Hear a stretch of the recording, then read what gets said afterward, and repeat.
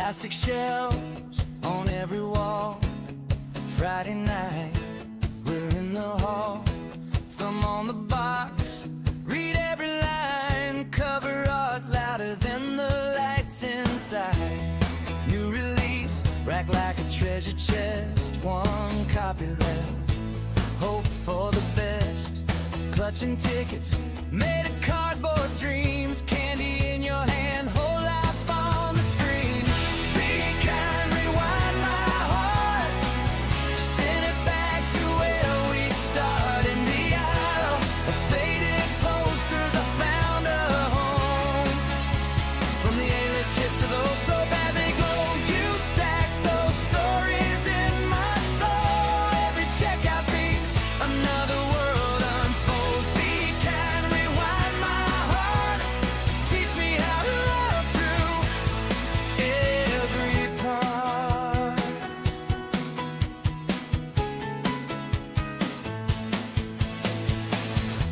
That action flick with the paper flames. Aliens drawn with crayons, crooked names. We laughed so hard at the awful fight. Cooted every line for the rest of the night. Then you slipped in some black and white. Said, trust me, kid, this one changed my life. I saw the credits roll, felt something new, like the world got big and it fit in that room. Be kind, rewind my heart. Spin it back to where we start. In the aisle of faded posters, I found a home.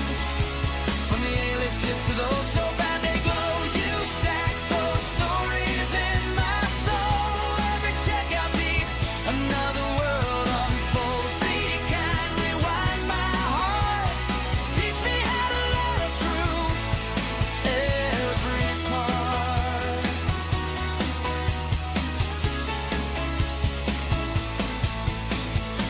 Dusty carpet, humming lights, late fees, late walks, late nights. I grew up between those roads, learning every way a story goes. Now every time the curtains part, I still hear that scanner start. Oh, all those boxes, all that time, press their colors into my mind.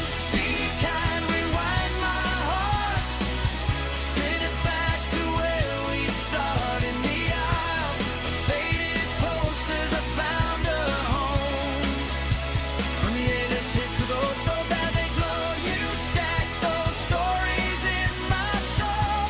Every checkout beat, another world unfolds. Be kind, rewind my heart. Yeah, you taught me love, frame by frame, scene by scene, from the start.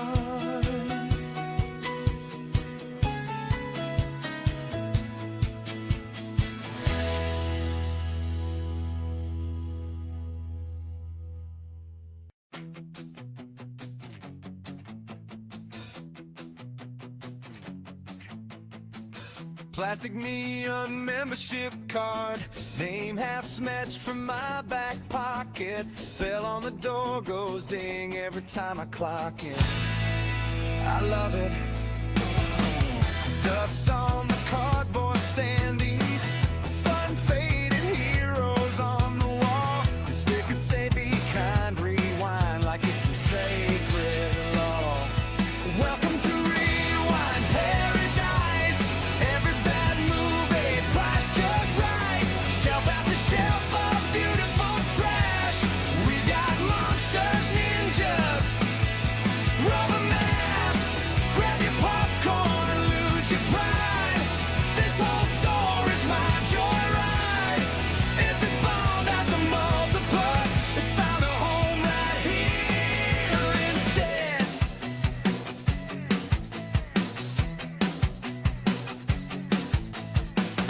Kids in the horror aisle, daring each other with shaky hands. Dads in the action section, arguing over which sequel's the man. Rom-coms in their pink boxes,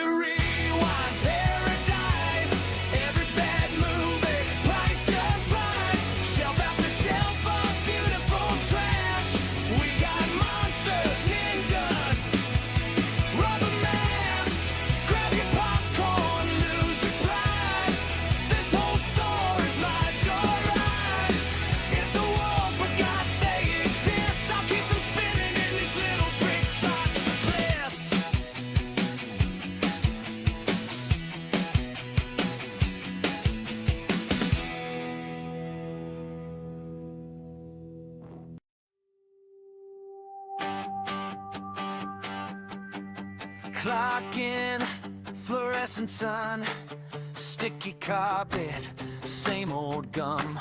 Scan the shelves of faded sleeves, every cover like family. Guy at the counter goes, hey, what's that one where they time travel twice? Point at the sign that says we file by time. Hello, my darlings. Welcome to the stream.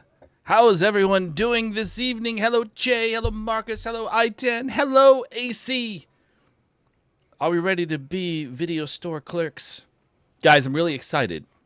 I'm really excited because today we will have enough money. After one more shift, we will have enough money to buy our first shop expansion so we can have more room for more shelves and more movies, which makes more money, which gets me further so I can hire another person so that they can do all the work and I can just stand there.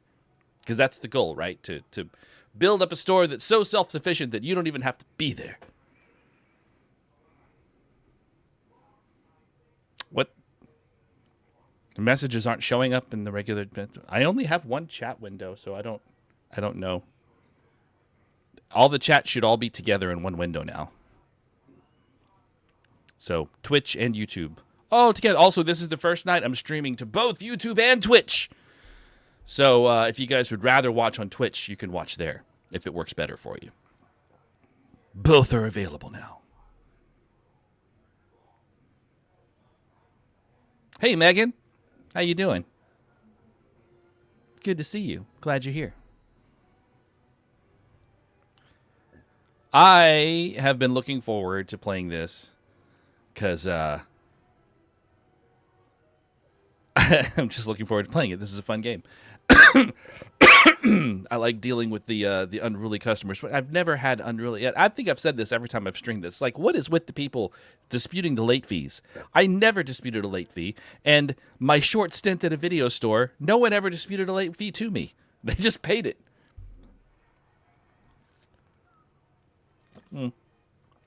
Okay. It's actually supposed to be space. Oh, did it stop? It's supposed to loop.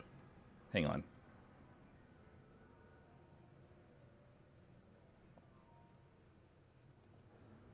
No, it's set to loop. I don't know why it stopped. That's weird. Well, let's see. We can switch to this one. This one didn't stop. How about that? There, that one's less busy.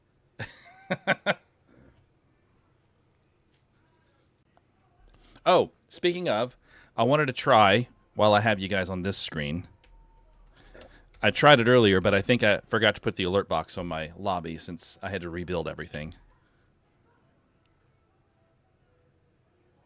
Oh my. It's still broken! I don't know what's causing that, guys. I don't know. I don't know why it doesn't work anymore. It's weird. Oh well. If it, I mean, you can redeem the sounds if you want. The sound effects are fun, but I don't know why. I don't know why the graphics don't work anymore. There's nothing that would keep them from working. I don't know. I don't get it. I don't get it. I could kick it out of my channel and bring it back in, but I don't know if that would have any effect. So I'll find some other use for the patty points. You know, if worst comes to worst. I don't know. I don't know why they don't work. I don't know. It's driving me crazy. I've been working on them for like 2 weeks. I don't know what's causing that. They just stopped.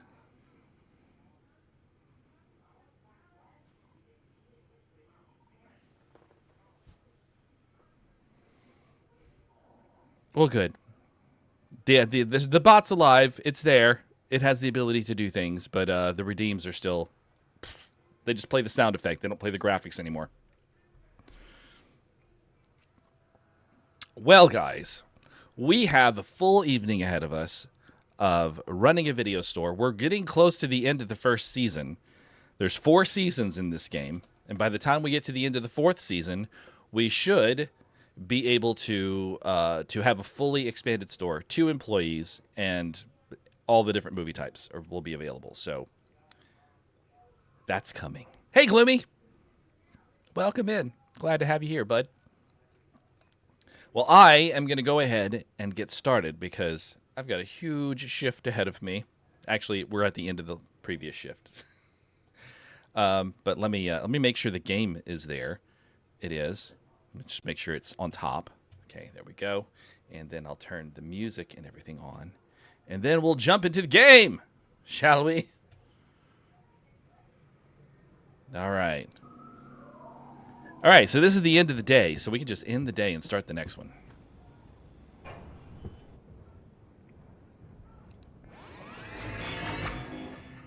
No level, but that's okay. Because today is a very special day. It's day 25. That doesn't mean anything. That's not the thing that's special. What's special is I currently have 1,192. And by the end of the day today, I should have either 1,500 or 1,250, and I can buy the first expansion. So that's exciting to me. But we should see what is currently available on the market. We can get 10 randoms. Anything? Nah, nothing else that's special or anything. Okay, I'm going to go ahead and buy this 10 random. Oh, God, are you sick? Oh, my God. All right. Okay, that's fine. Go ahead and get some rest. Okay, so today's going to suck. Just heads up. I'm not going to be able to talk to chat much because I'm going to have to work all the stations. Okay, I need my action movie section. Action. It's been so long since I played this game, I don't even remember where my sections are. Romance is back here. This will be a good refresher for me. Sci-fi. Sci-fi. Where's sci-fi? The sci-fi over here? Yes, okay. Fantasy. Fantasy, over here. Horror. Horror goes there. Romance, back here. Romance again. Sci-fi. Yeah, so fantasy. Fantasy over here, over here. Over here. Christmas. Okay, now I gotta do returns. Oh, I gotta make my chat visible. Hang on. Chat is not visible. There, now chat's visible. Hello, chat. I see you now.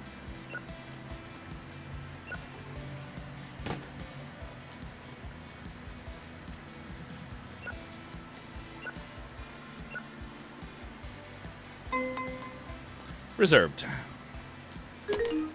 Not rewound. Oh my God! Oh yes, more synopses! We will be definitely doing that at the end of each shift. There are no Joseph here!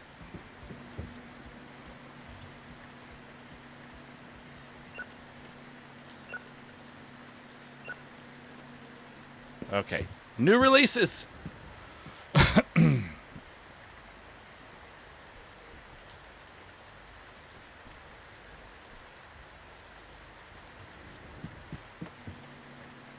Okay. All right, more new releases. Can I get them all in one go?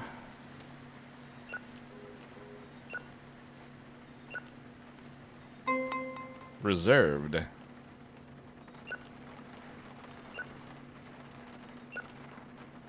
Okay, new releases. All right.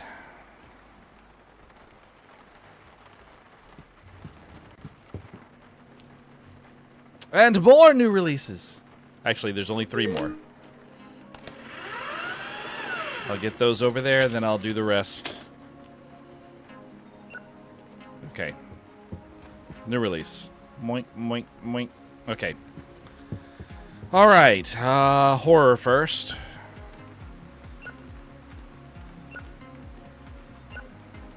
All right.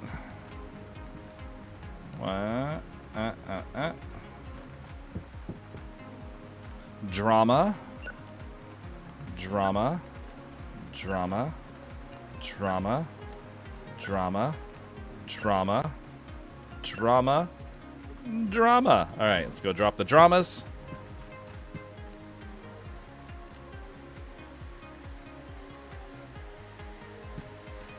Okay, then I'll do the rest all at once. Adult action. Sci-fi, sci-fi.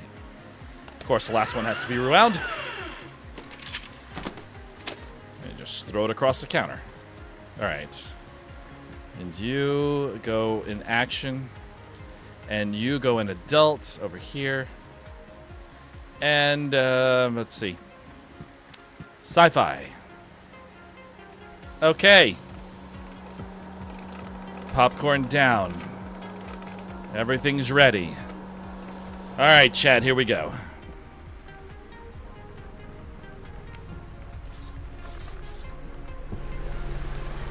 I got movies. Come see my movies. Make me some money so I can buy more space. Yes. Can the dynamite feel me?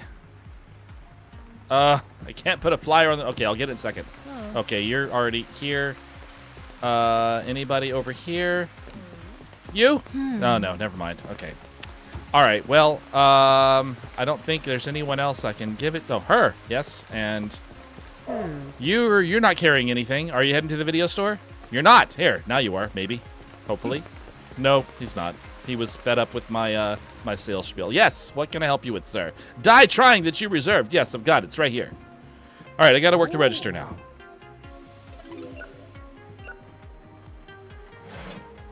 $1. God, I have returns already. All right, $3. My chat is not updating. 1 second, lady. Hang on. There we go. Now my chat's working. I'm sorry, guys. I missed all those messages. Let me read them real quick. Let me scroll up a little. I missed a lot of chat, apparently. 1 second.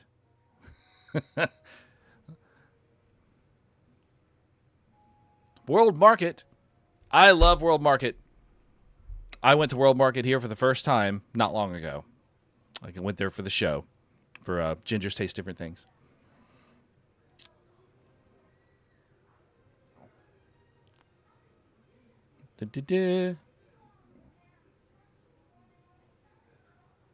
Yeah, I don't know why it doesn't let people give points. I don't get it. It lets some people do it and other people don't, and there's no restrictions on anyone, so I don't know what's causing that either.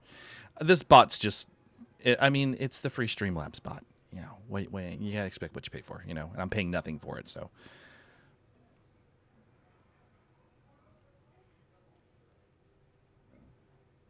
All right. There we go. Okay. I am caught up on chat, guys. Thank you. Sorry about that. Trauma. Put all the trauma away. All right. You want an adult film? All right. Well, I've got one. Let's see. What was the one that AC Master was in? Which one were you in, AC?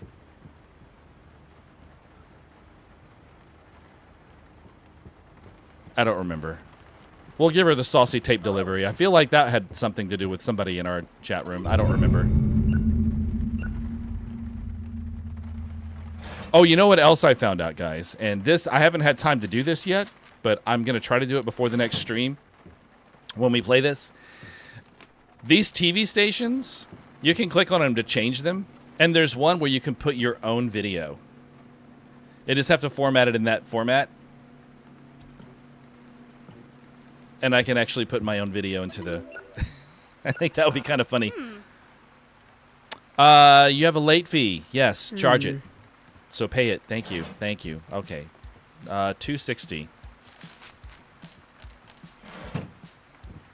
All right. I got to get this line under control. Then I can run returns for a couple of minutes. Oh, my God. They keep piling up. All right. Yes. $5. That's easy change. Have a good day, sir.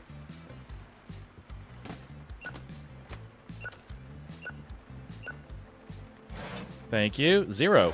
That's easy. Thank you. Oh, you're buying a movie. Anytime they're buying a movie and I'm running the register, I do not charge them any fees. If they get a fee on their account, I'm like, oh, that's okay. What's this? Oh, woo. It's showing twice. Hang on. Hey. Let me fix that right quick. There should only be one alert box, but there must be one inside one of the other boxes. Is it in here? Yeah. There we go. I think... No, that's not the right one.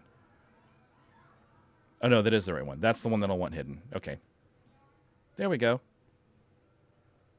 Thank you for bearing with me. Like I said, I upgraded my Streamlabs, and I got some nice little bells and whistles along with it to make my streams look better. But I had to rebuild all of my scenes and stuff, so things are going to be a little wonky the first couple of streams. Popcorn!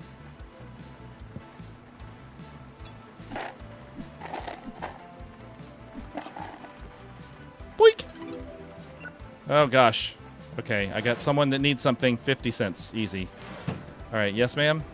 Yes, I reserved it. Or you reserved it. And I have it. It's right here. There you are. Okay. All right, 250. 250. Done. You may go now.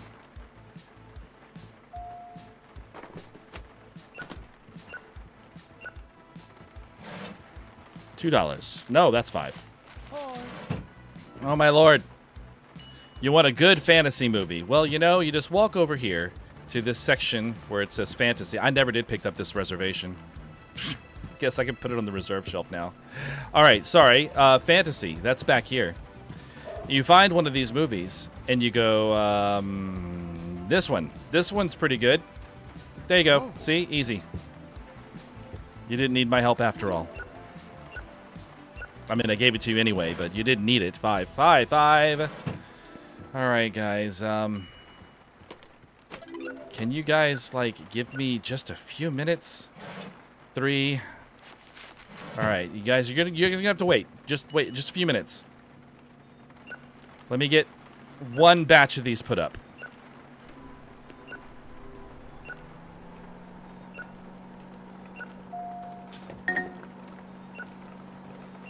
All right.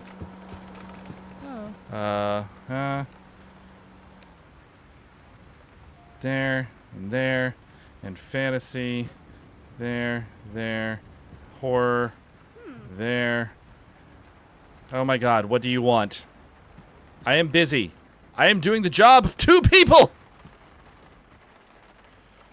Romance. Okay, you're in the wrong section. They're back here. Here. The couple's foot. It's lovely. Yes? Dynamite, yes, you're the one that reserved it. There you are. Can the dynamite feel you? Yes, can! Alright, back to the register. $1. Returns. Okay, she's buying a film. Okay. Off you pop.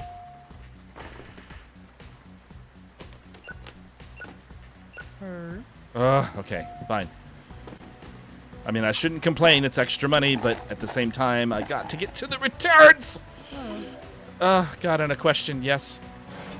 $1.50. The price of success, guys. You have no time. New release. Yes, I have a new release. It's they're in this shelf called new releases. I highly recommend just picking any of them, since you were non-specific about the type. All right, one batch. I know you're wanting help. I will be there in just a moment.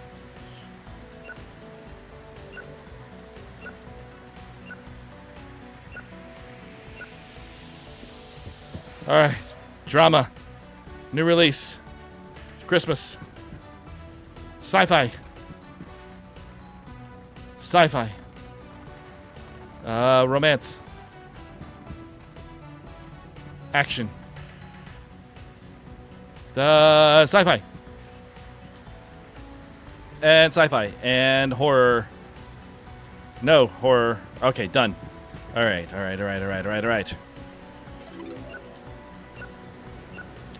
Anything else I can help you with, ma'am? Sure you don't want any cotton candy or anything else to slow me down? No? Okay. That guy did kill like Johnny Bravo, didn't he? Oh my god. 5.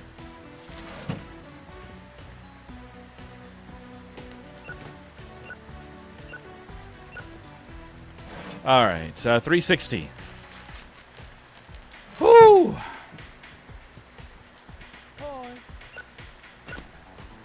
Oh my gosh. Oh god. Popcorn and a question. Jesus.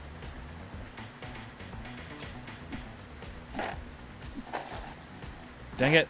Go into the bucket. Into the bucket. Okay. Okay. $1.50.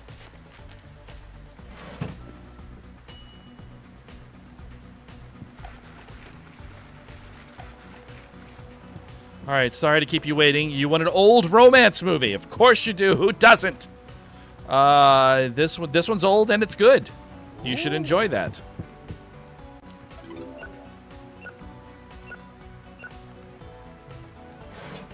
$4.50. 1 second. All right. No more customers today. $5.50. Okay, we have 3 customers left. I did it. I managed to shift all by myself. That's very hard at this point in the game. All right, 4.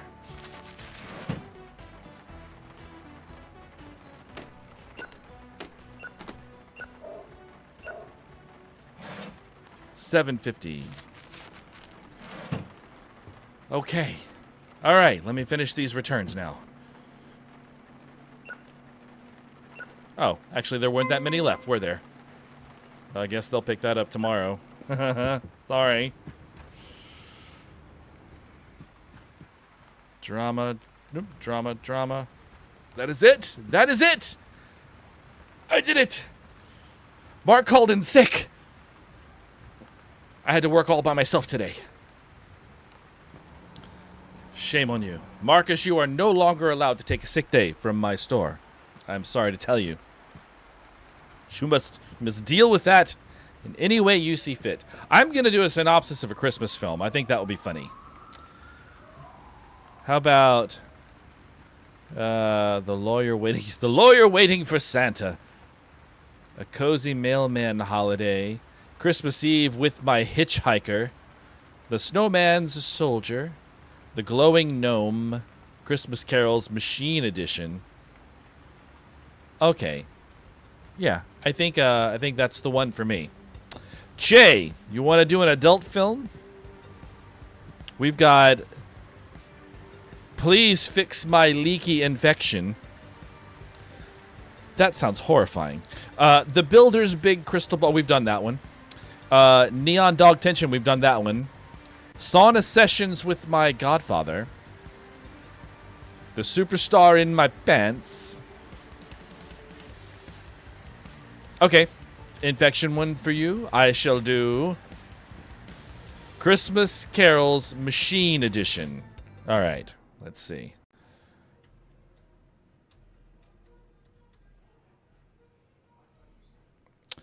If there was a Christmas film named Christmas Carols. Oops.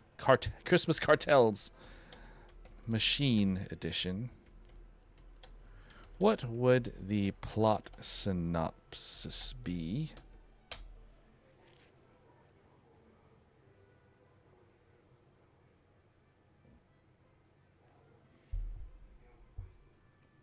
Christmas Carol, Machine Edition, 2026. Genre, sci-fi musical family adventure. Director, Spike Jonze or Brad Bird. Style, heartfelt, tactile robotics, a blend of WALL-E and The Muppet Christmas Carol. 88% on Rotten Tomatoes. That's pretty good. It's a decent film. In the year 2099, Christmas has been outsourced to the Caroler Corps, a massive automated orbital station that broadcasts procedurally generated holiday cheer to the silent, smog-choked cities below. Humans no longer sing, they simply subscribe. That sounds like it might be Possibly real. The protagonist, Unit C-42, voiced by a gentle melodic synth, a decommissioned vintage vocalist robot from the early 21st century. Unlike the modern drones that compute optimal festivity, C-42 was built with a physical diaphragm and brass lungs, designed to feel the resonance of a song. He lives in a scrapyard, gathering rusted bells and discarded music boxes. The conflict on December 24th, a catastrophic logic error, the Silent Night virus, wipes the core's database. The world goes silent. The orbital station, lacking any creative soul, begins broadcasting a high-pitched digital shriek that threatens to shatter every window on Earth. The journey, C-42 realizes he is the only machine left with a hard-coded memory of the old melodies. He teams up with Sprocket, a hyperactive mechanical reindeer with a flickering red LED nose, to trek across the frozen wasteland to the Great Transmitter. The film is lauded for its analog heart. Critics specifically point to the scene where C-42 has to reteach a group of cold, logical security drones how to harmonize in order to bypass a voice-locked gate. The critical hook. Critics love the film's commentary on AI versus human artistry. C-42's songs aren't perfect. They crackle with static and occasionally miss a beat, which the film frames as the soul in the machine. The soundtrack features classic carols reimagined with synthesizers, theremins, and rhythmic hydraulic clanking. The climax. C-42 reaches the transmitter but realizes his battery is too low to broadcast the signal across the globe. In a selfless act of machine spirit, he plugs himself directly into the main grid. He doesn't just play a file, he sings with every volt of his being. The orbital station transforms from a cold satellite into a giant glowing mechanical star. The film ends with humans and robots alike looking up as a warm, brassy rendition of Joy to the World vibrates throughout the very ground, through the very ground they stand on. C-42 is rebooted as a permanent part of the city's heart, his brass lungs now the church bells of a new age. A shimmering, metallic miracle. It proves that even a heart made of gears can skip a beat for Christmas. The most soulful holiday film in years, it finds the humanity in the hardware. Bip, bop, humbug. Hardly. This is melodic masterpiece. That actually sounds like it would be a pretty interesting film. Please generate a movie poster for this film.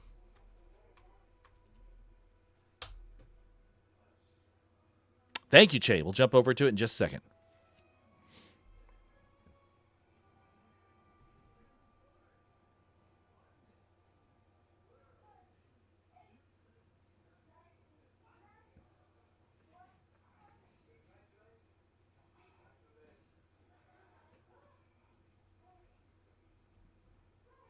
There we go. Christmas Carols, Machine Edition. The world is silent, C-42 must sing, and find the soul in the machine. Oh, they point out who the characters are. This is Unit C-42. This is Sprocket. Silent Night Virus, the Carol Gore. C-42's path. You don't have to point out everything on the poster. That seems silly, but it's weird. That's cute. That's cute. I think that would be a pretty solid film. I think that would be pretty good. Let's see what Che's film is. Please fix my leaky infection. The setup. Dr. Sterling, a man whose lab coat is 2 sizes too small for his gym-honed physique, runs the city's most exclusive private clinic. His specialty? A mysterious, non-contagious condition known as emotional overflow, which manifests as a persistent, leaky feeling of restlessness and physical warmth. The conflict. Casey, a high-strung executive who is radiating with this mysterious ailment, bursts into the clinic. Casey claims to have a leaky infection of the spirit that is causing a total system breakdown. Dr. Sterling realizes immediately that this isn't a job for antibiotics. It's a job for a total body drainage and realignment procedure. The twist. Dr. Sterling explains that the only way to fix the leak is to apply pressure to very specific, high-intensity valves throughout the body. What follows is a series of medical examinations involving various lubricated instruments, stethoscopes, stethoscope checks that lead to much more than heart rate monitoring, and a quarantine session in the clinic's private recovery suite. As the treatment progresses, Casey realizes that the infection wasn't a sickness at all. It was just a massive buildup of unreleased energy that Dr. Sterling is more than happy to help evacuate. Please fix my leaky infection. The doctor will see you now, but you might want to bring a towel. That is amazing.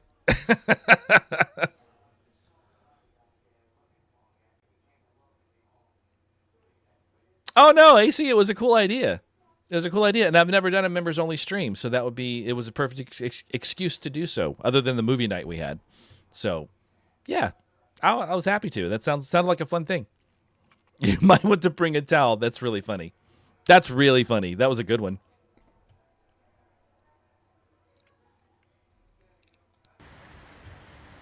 Yeah, for all its power and glory, AI still has problems with basic English and grammar.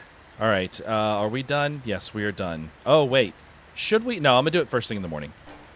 Because I'm going to want to rearrange shelves probably too. Okay, start the next day. What have we got? Oh, it's spooky season. Horror movies are going to be way more popular. Hey, Squishy. Welcome on in.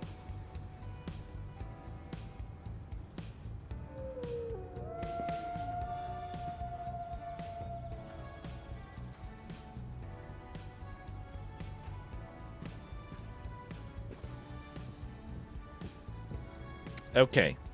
Are you going to stay today, or are you going to call in sick again? No, you're staying. Good. All right, well, I want you to work returns. All right, guys, we have enough. Done! The first expansion. Look at that. We have a whole downstairs area. Everything's in the way now. Okay. Let's see. It is V. Yes. All right, you come down here.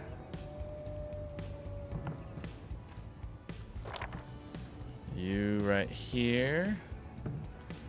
All right, I'm going to keep you guys on the railing, I think. That's a good spot for you.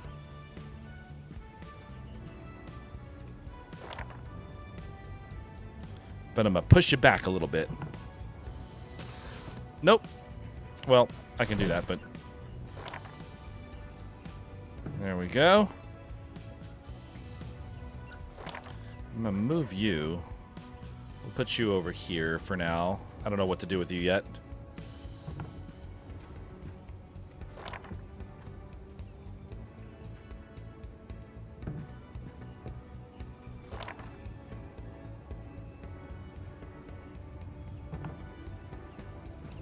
Okay, so we have romance down here.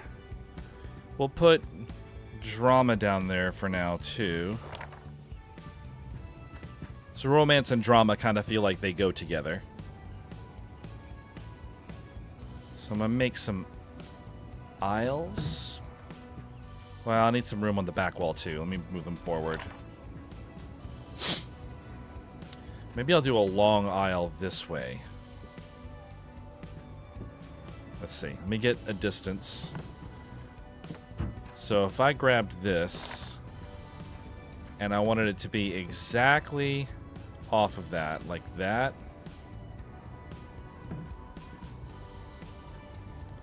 Okay, and then on the other side of that is... Yeah, I think that'll work. Okay. So we're going to have these set up here for now. And I will slowly fill in that back section. And this will be drama and romance. And I'll put new releases along this wall. Because I just feel like every time I remember, like all my memories of video stores in the 90s, even the one I worked at briefly, we had one wall that was new releases. And then all the shelves were everything else. So the new releases were always up against a wall. So I'm going to move these. Come on. My keyboard's doing the thing again.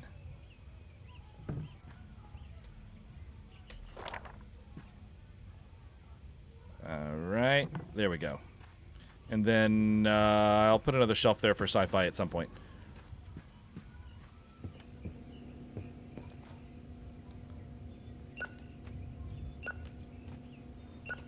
I shall help with... Oh, I don't want that one. How do you drop again? I don't remember. Is it E? G? F? Oh, it's click. All right. I was thinking way too hard. I hear ya, I hear ya. All right, go on, go on, go on. Okay, well, I'm sorry your videotape didn't work, but it's an imperfect technology, ma'am. I'm sorry. Come on, keyboard. Keyboard. Action.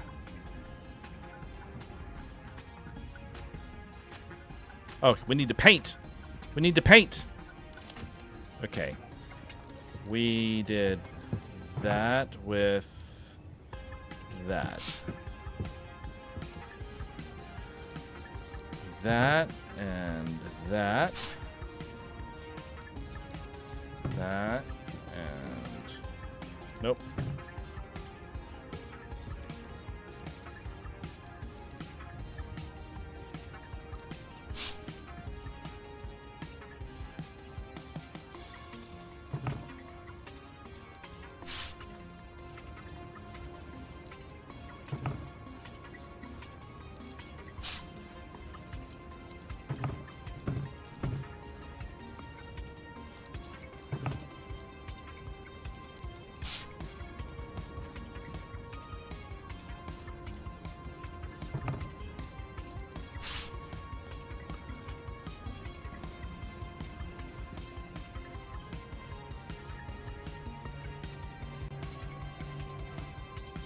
Getting caught up on chat really quick.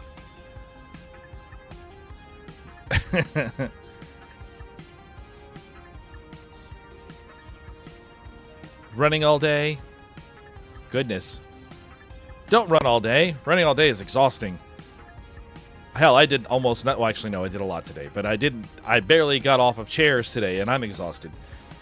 I can imagine running.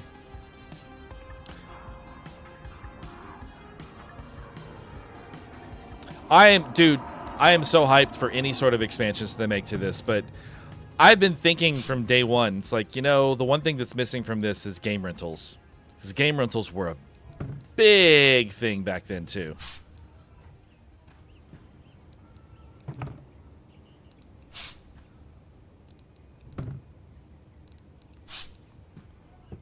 Alright, almost done. Okay, that's good. And then we'll need to paint that with that. Alright, and then we have the black ceiling everywhere. Yes, all that's good. Okay, you can go back to working the register. Yes, checkout. Go back to checkout. Thank you. All right, are we ready? I think we are ready. Everything good? Oh, I don't have any money. I don't know why I'm looking. Okay, let's go. Would anyone like to come rent some movies? We've got movies. We've got horror. We've got sci-fi. We've got action. We've got romance. We've got adult movies, too. Whatever you want. Well, we don't have... we have Christmas movies. We don't have Westerns. But that's coming. Why is it? Oh, okay. That's why. She's there for decoration. There we go. And he's not interested. Fine. Computer on Mars that you reserved. You reserved a movie called Computer on Mars. And I think I found it. Oh. There you are. Okay. Throw that away. Let's go. Returns. Horror. Nope. Horror. Horror. Oh, Christmas. Well, these are all messed up. That's fine. Okay. Oh, drama's down here now. That's right. Drama. Horror. Fantasy. New release. Christmas. And the drama, which is down here. And adult. Oh, I should put the adult stuff down there too. That'd be cool. It's away from the general populace. Family Stranger Drama. It's a weird name for a film. There you go. Oh. Oh no! He broke the Can the Dynamite Feel Me! This is the first time it was rented. It must have been a really bad movie. Okay. The couple's foot came back though. I didn't see that coming.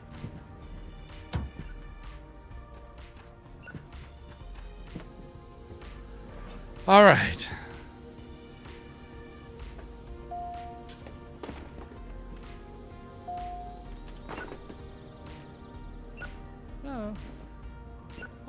Yes? Yes. I do have it. Oh.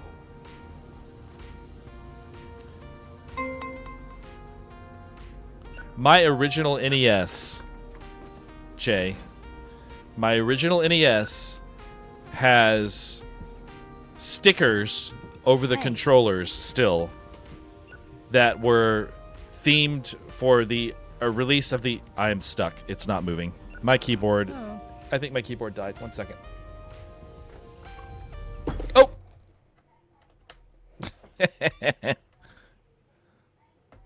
Whoops. Are you working now? Okay, I feel like you're working now. All right, drama and romance. And, okay, what was I saying? There's stickers over the controllers, yes, that are themed for the original release of Final Fantasy, the first Final Fantasy game. I got them through Nintendo Power Magazine, because that was a thing back then. Anyway, they're still on those controllers. A broken fee. Well, let's see. You bought movie. You rented a movie and bought a chocolate bar. No, charging. Action movie with crazy stunts. Sure, I can probably find something with that in it. How about? Is there one that's good? Yes, Iron Teddy Bear Fleet. Oh, actually, you know what? No.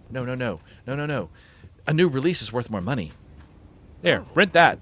That's $7 as opposed to $3.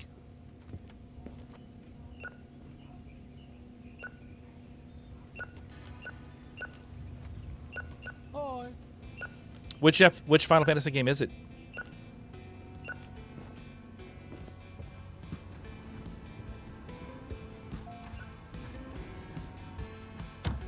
Family Monkey Drama. That might be my next film. That's just a funny name.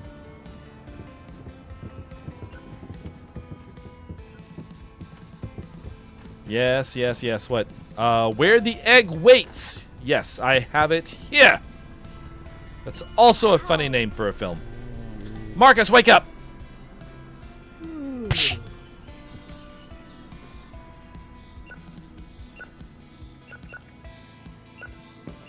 Sci-fi, romance, and drama. Okay. How's my chocolate doing? That's fine, yes.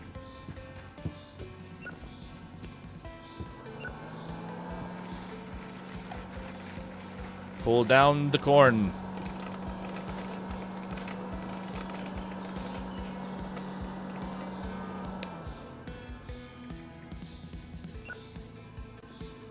The original 89 brick Game Boy? I never had a Game Boy. I never had any. The only portable handheld system that I ever had was the PlayStation Portable, and I bought that myself. Final Fantasy III. That one's good. I actually did a playthrough of that on my channel. It was the only Final Fantasy that I hadn't actually played because there was not a translated version of it in the States until the Pixel Remaster came out. But I played the DS version because there's a port of that on Steam. So I played that one on my channel. It's good. Final Fantasy III is fun.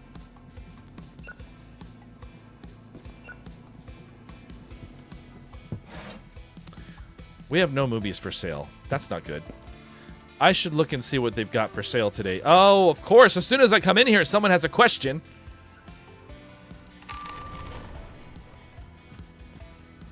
What? Did you really have to wear the mask in here, too? You want a bad film. Okay. You've come to the right place. I can certainly offer many suggestions. Okay. Organ Power Up is considered a bad film. We have the dealers here. What's up, man? What we got? Let's see. We've got... You Pour Infection Your Mind. Yeah, we'll take that. Flaming Hot Sorcerer. Me Time with My Octopus. Yep. And I suppose... we'll go ahead and buy those two. All right. Thanks, brother. Have a good one.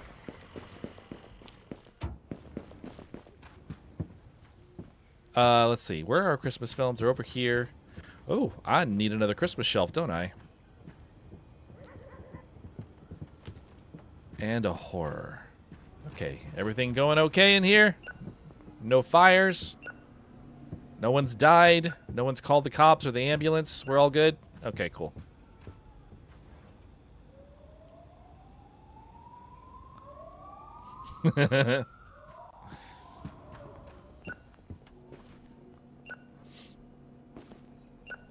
I like the little witch hats. The little witch hats are cute. I also like how on Friday the 13th in this game, anytime there's a Friday the 13th, there's always several NPCs just standing there with hockey masks on, just standing there. They don't do anything. But they're all over there inside your store, too. It's just weird.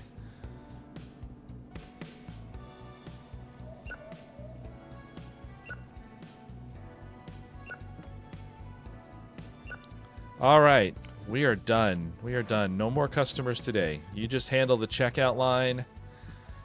I will buy another shelf, I think. What can I afford? I can get a standard.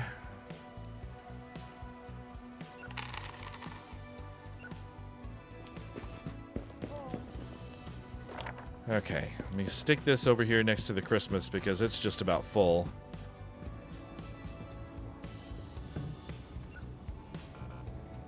Oh, this is a 6 shelf. I should have got a 6 shelf. All right, well, it's Christmas now. Let's see. Let's match this one. Which one did we set? We set the round ones like that, and the rainbow like that. Yes. Okay.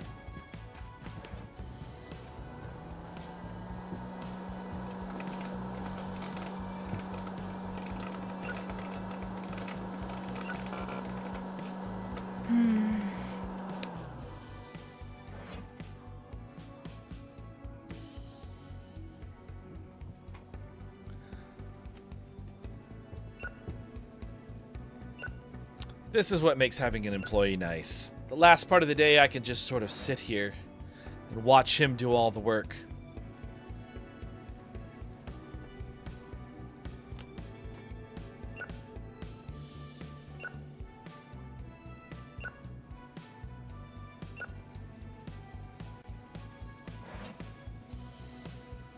How long are these? Hang on. There's one thing we should check. All right, so the oldest new release will no longer be a new release tomorrow. And that was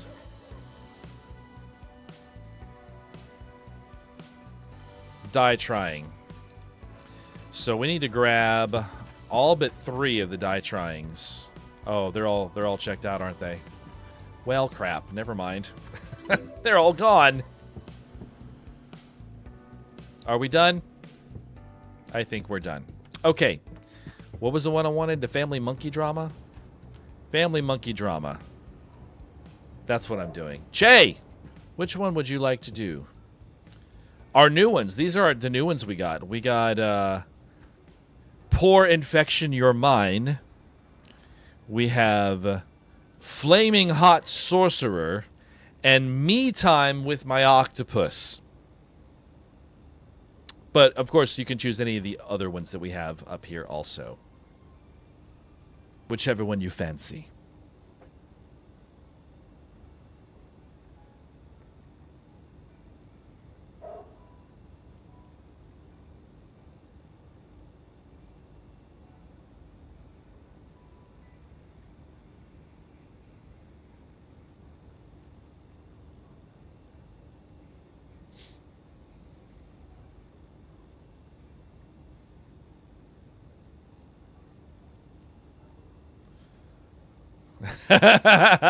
Love it.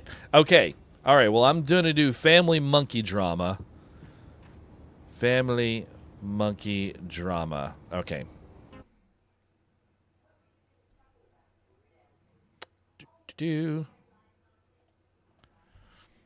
If there was a film called Family Monkey Drama, what would a plot synopsis be? Oh.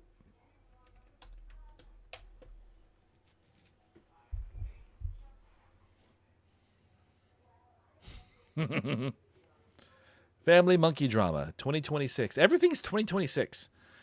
I guess I should pick an old one next time so I can say it's an older film. Indie dramedy magical realism. Director Greta Gerwig or Wes Anderson. Oh, I could see Wes Anderson directing a film called Family Monkey Drama. I'd probably love it too. Highly symmetrical, deeply emotional, featuring a color palette of muted ochre and sage. Okay, that doesn't sound like Wes Anderson. 91% on Rotten Tomatoes. That's very high. The setup. The Birnbaum family is a mess.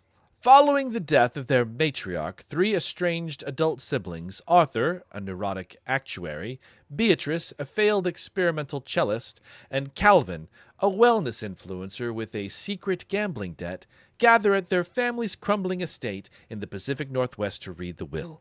The inciting incident.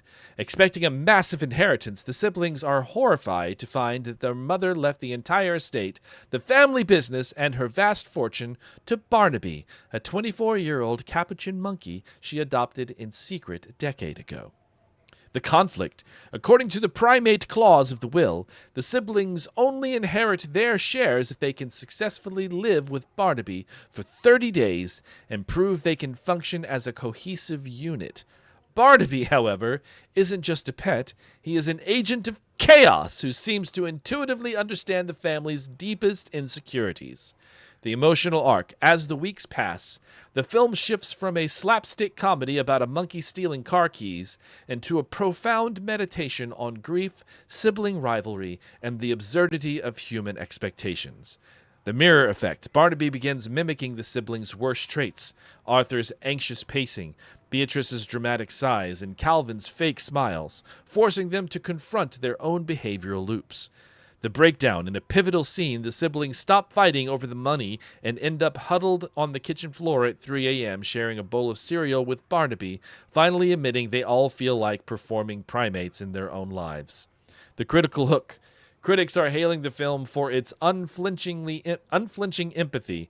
The monkey is never anthropomorphized with CGI or voiceover.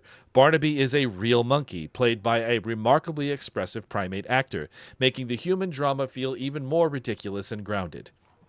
The climax. On the 30th day, the family lawyer arrives to find the house in shambles, but the siblings are genuinely happy for the first time in years. They realize the will has a final prank by their mother to force them back together. In a surprising twist, they decide to keep the monkey and the house, turning the estate into a sanctuary, not just for Barnaby, but for themselves. A poignant, hilarious look at the primates we call family. It'll make you laugh, then it'll make you howl. Greta Gerwig finds the soul in the simian, a triumph of indie filmmaking. The best performance of the year belongs to a capuchin. The humans are okay, too. That sounds like a pretentious load of crap, if you ask me, but I would probably watch it just for the experience. But let's find out. Generate a movie poster for this pretentious highbrow film.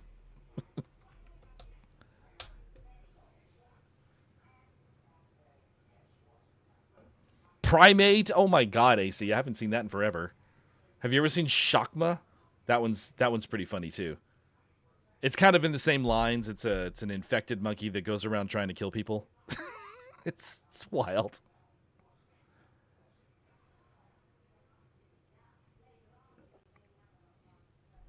Family monkey drama. A poignant, hilarious look at the primates we call family. It'll make you laugh, then it'll make you howl.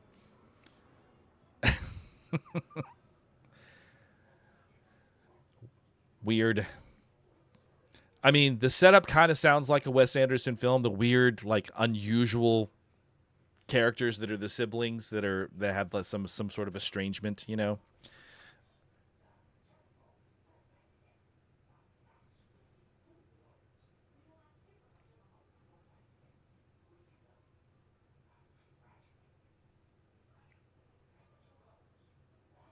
Oh yeah, I highly recommend Shakma. If you liked Primate, you'll probably really like Shakma. It's very if you approach it from the point of view of this is a fun bad movie, it's a fun bad movie.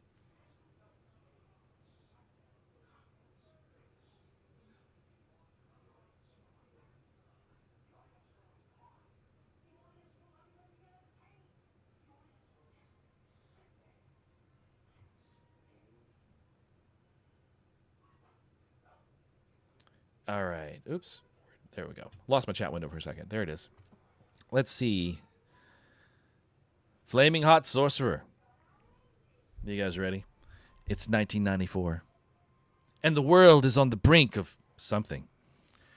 In a cluttered apartment that smells of incense and old paper, Long John Buttercups, played by a surprisingly spry, older bearded man with a magnificent gray beard and a velvet robe that might be repurposed curtain, spends his days mastering the ancient art of the internal flame.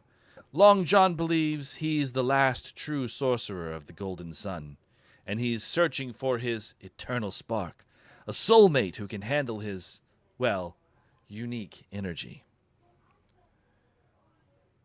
His search leads him to Tabitha, a weary waitress at a local all-night diner with a penchant for black coffee and a very direct gaze. Long John believes Tabitha is the key to unleashing his final catastrophic mega flaming bolt. When Tabitha catches Long John attempting to telekinetically reheat a lukewarm grilled cheese sandwich, she challenges his sorceress claims. Long John agrees to prove his power, but the diner's outdated plumbing and a rogue mozzarella stick trigger a series of comical, low-budget magical flamenco mishaps.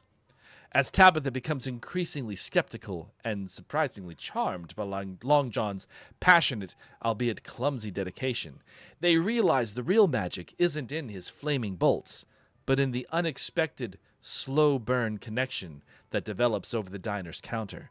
The climax involves a very misunderstood use of a passion-infused, fiery dessert, proving that some connections are truly flaming hot, whether the magic is real or just very, very enthusiastic.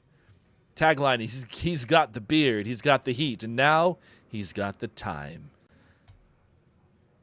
A direct-to-video comedy magic erotico. Oh, look, and they even feature the rogue cheese stick on the cover, starring Long John Buttercups and Tabitha the Hunks. That is great. Love that. Okay. Anything else I should do before? Well, no, I have to wait for the new releases to come in tomorrow to put them on sale. So I guess we can just end the day.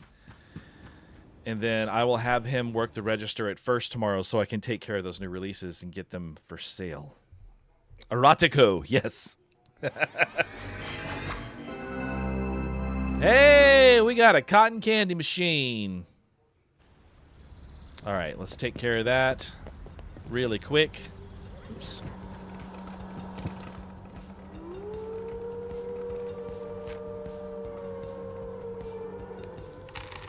All right, we got all the stuff. We got a cotton candy machine now.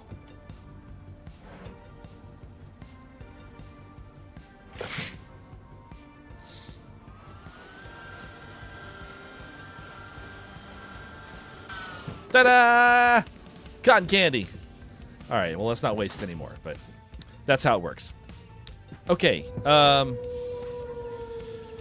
let's get to the new releases.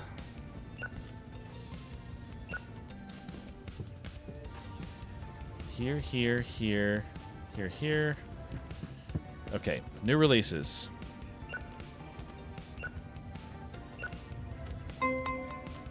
Reserved.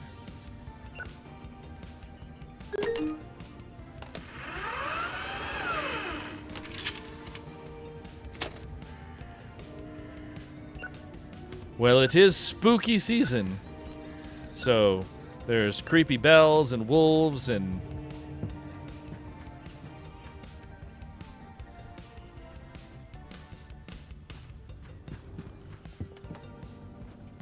there's so many of these.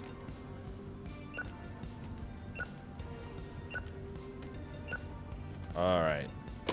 We've reached the end. Oh my God. I should be able to train my staff to answer the phone too. Yes. Peasant behind enemy lines. Yes, sure.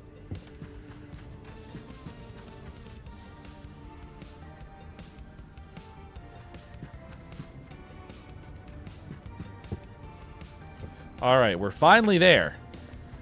So I can start getting these out of here. 1, 2, 3, 4.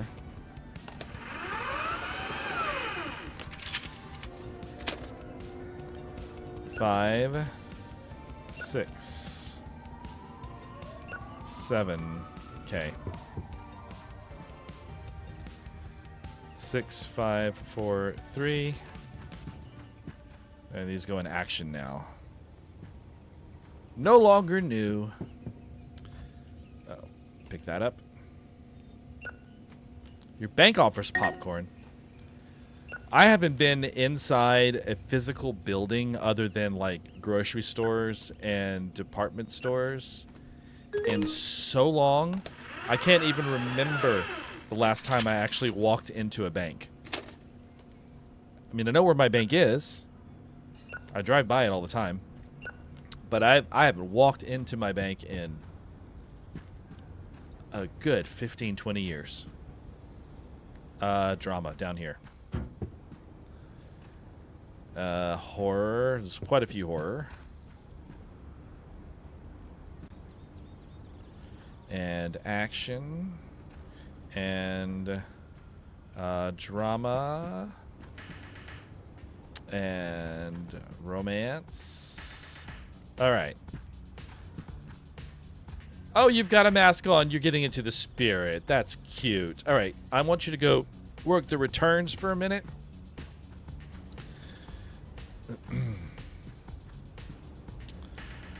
Yeah, okay, let's see what's for sale. What's for sale? 5 random mixed movies. That's it. Alright, let's buy those. Oh.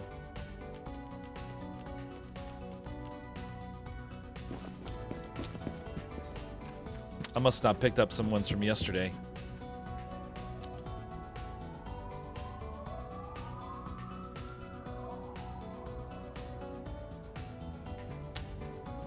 Drama, romance.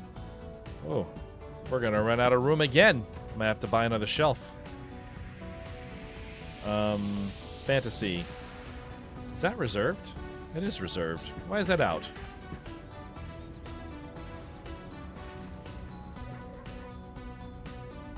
Did I not pick that up on my way back? I thought I did. All right, you can go back to the checkout station, and I am gonna go ahead and open the store. Hey, come by. Oh, Like movies? We got movies. oh. Hey, where you going? There's movie places over here. No, I'm gonna follow you. I'm gonna stay right behind you the whole way until I can't. Until the game tells me not to leave my store unattended. Boy, if I could leave my store unattended.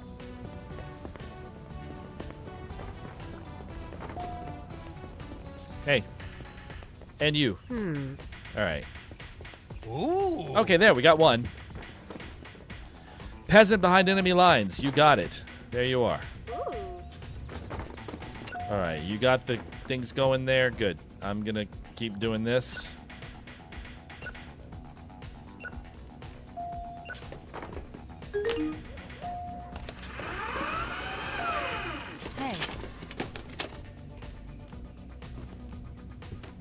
It's a mass one to pretend he's awake, right? Static haunting. Yes, we have the static haunting. Here you are. Okay, what did she get? What did she get? She had one rental and a chocolate bar. Yeah, you don't have a leg to stand on. You're not spending a lot of money here, so shut up.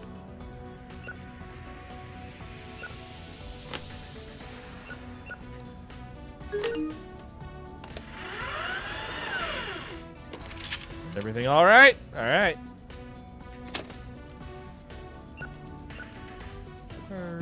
God. Okay. You want a bad movie? Okay. Yeah. Let's see. Nope. Nope. Nope. Nope. Nope. Nope. Nope. Nope. Nope. Nope. Nope. Nope. Okay. None of these. None of these. No, not that one. I'm stuck. My keyboard is doing the thing, and I can't move. All right. There we go. No. You go in here. All of these go in here. That's all of them. Okay. Well, not all of those. Just the ones that were... Swear to God. I don't know why my keyboard just decides to do this sometimes. Oh, no. My dramas are down here now. I moved them. That's right. I forgot. Drama. Sci-fi. All the way in the front. Back and forth like a cuckoo on a clock. Oh, okay. You're supposed to be sold. And action. Action. Oh, you're supposed to be sold. Action. Action. And fantasy. All right. He wanted a bad movie? Bad movie. Let's see. Bad movie you can switch off your brain to. Oh, there we go. There's one. There you go. Ooh. Sorry it took me so long.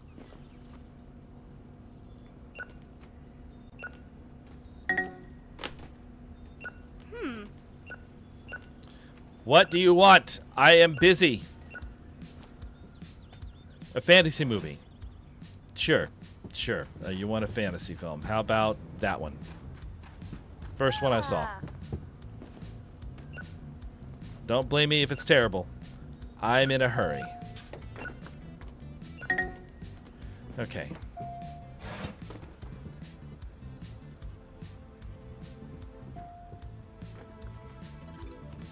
Okay. Horror. Why does everyone have a question all of a sudden? Oh. Like multiple people suddenly have questions. Can you not find movies on your own? An old movie. An old horror movie. Sure. Hi, Waldo.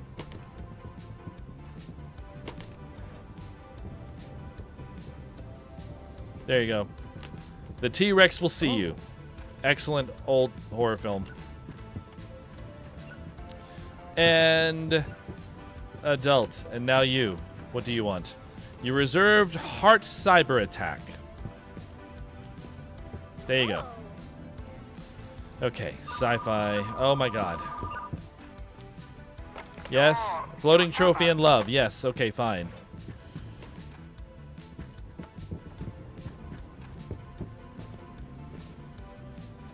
Okay. Sci-fi. Let's see if I can get... Oh my god. Sci-fi movies. And the adult film. And then these are all going to be sold. Okay. Adult... 2 sci-fis, or 3 sci-fis, I think. Oh my god, what? You want a romance to cheer you up. Because your love life is terrible. I'm sorry. I don't know if a romance film is the best choice for you. The Performer's First Love. It's got good reviews. Ooh. There you are. I decided to be nice to you, since you needed cheering up, apparently. Okay. These are all going to go into the sale bin.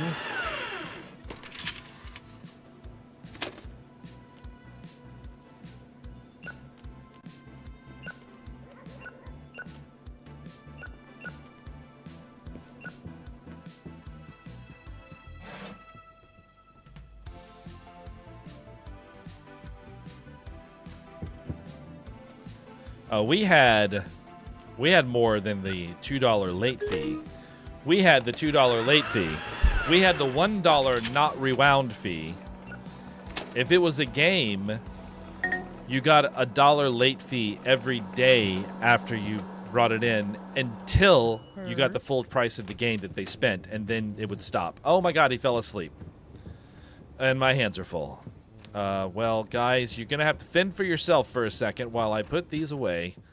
Now I can go wake up my employee. Hey! You thought you could fool me with the mask, but I can see the Z's. Yes, the floating trophy in love. Yes, I have it. It's right here. Oh. It would have been funny if his face changed to a smile after that, even though it's a mask. That would have been funny.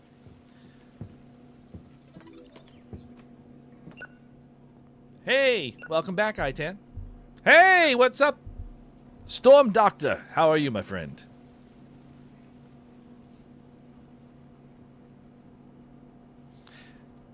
Yeah, that's how I knew I could hear the snoring as soon as I got to the shelf putting the movies away. What's really bad is, like, I have a much further along game, and the store is fully upgraded. When your employee that's doing returns goes all the way into the back room and falls asleep, and you're like, why are the returns piling up? Why are the returns piling up? You have to go find them. That's funny. It's happened to me multiple times. Good to hear you doing okay. We're doing okay, too.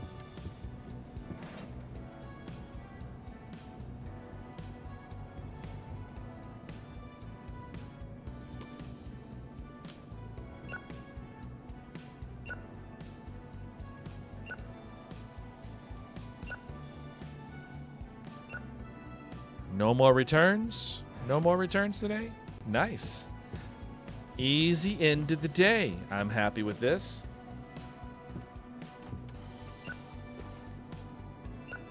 I can just wait and answer questions.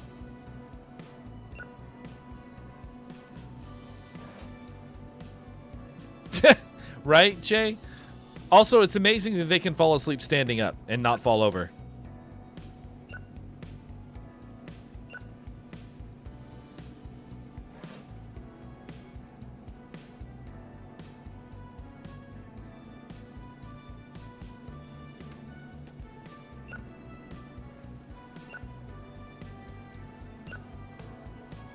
Hello again, Squishy.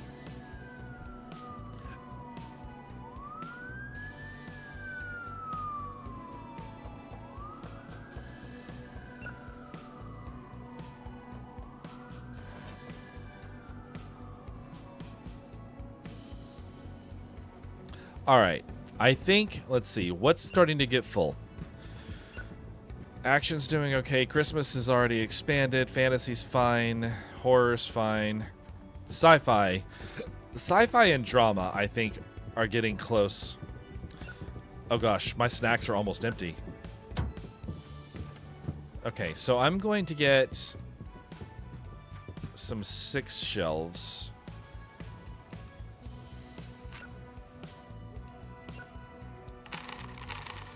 Two of these. Oh, I still have movies to put away. I forgot. Oh, no, I'm not putting shelves in the bathroom. That would be weird.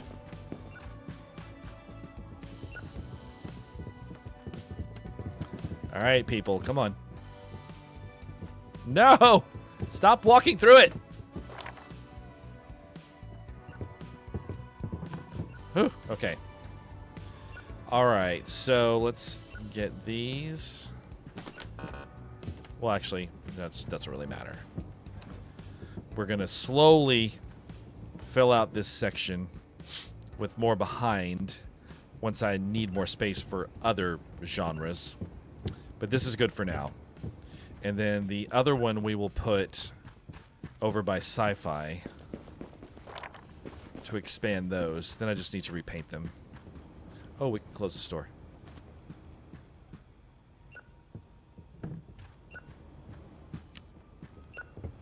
All right. Sci-fi. And I need to paint them. That one and that one. And nope, this one. that one, and that one.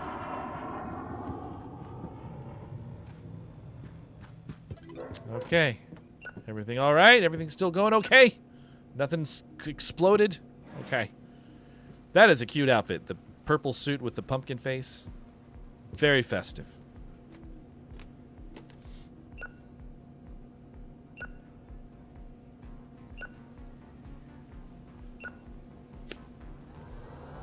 Oh, I need to refill my snack shelves. Thank you for reminding me. All right, so let's see. Snack bar. Breakfast bar. Sweet Buster. Super Chips. Freddy's Cheese Sticks. And this is Fudge Slime. Moon Bike. Where's my moon bikes? Crunchzilla. And Galaxy Bar. Okay. Oh, never mind. I thought he had a question. We're good. Yeah, they're all references in some way. So, like, the Sweet Busters are like Blockbuster. The Breakfast Bar is like the Breakfast Club. Super Chips is, of course, Superman. Freddy's Cheese Fingers are, I think that's supposed to be Freddy Krueger because it has the slashes on it. So, Nightmare on Elm Street. Fudge Slime is Ghostbusters, I believe. Moonbike is E.T. or Amblin Entertainment. Crunchzilla is probably Godzilla. And Galaxy Bar, I don't know, generic sci-fi. I don't really know what that stands for other than maybe Galaxy Quest or Star Wars.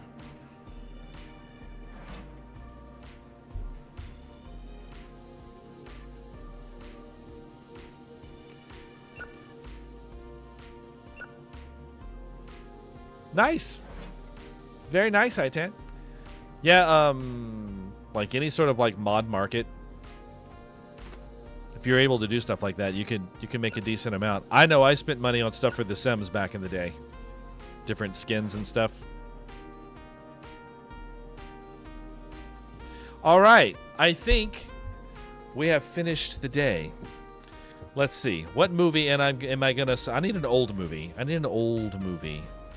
Well, it's not going to be in the new releases. Let's see. How about an old action film? That could be fun. The Ninja Wraith. It's an old, bad ninja film. That sounds fun. The Ninja Wraith. All right. Che, what would you like to choose for your adult film?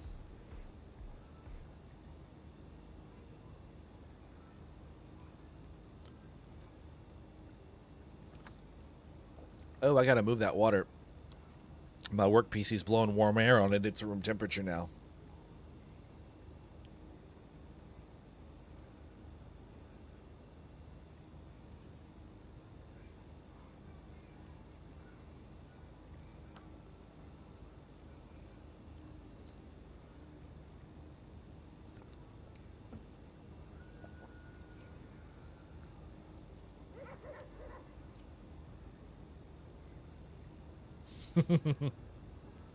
Ghost Ninja sounds like a cool idea. Extra large puppet, please. All right.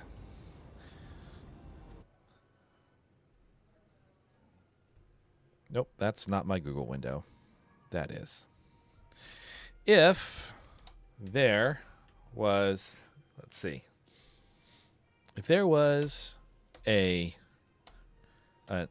old critically panned film called The Ninja Wraith, what would the plot synopsis be? Oh gosh, synopsis be.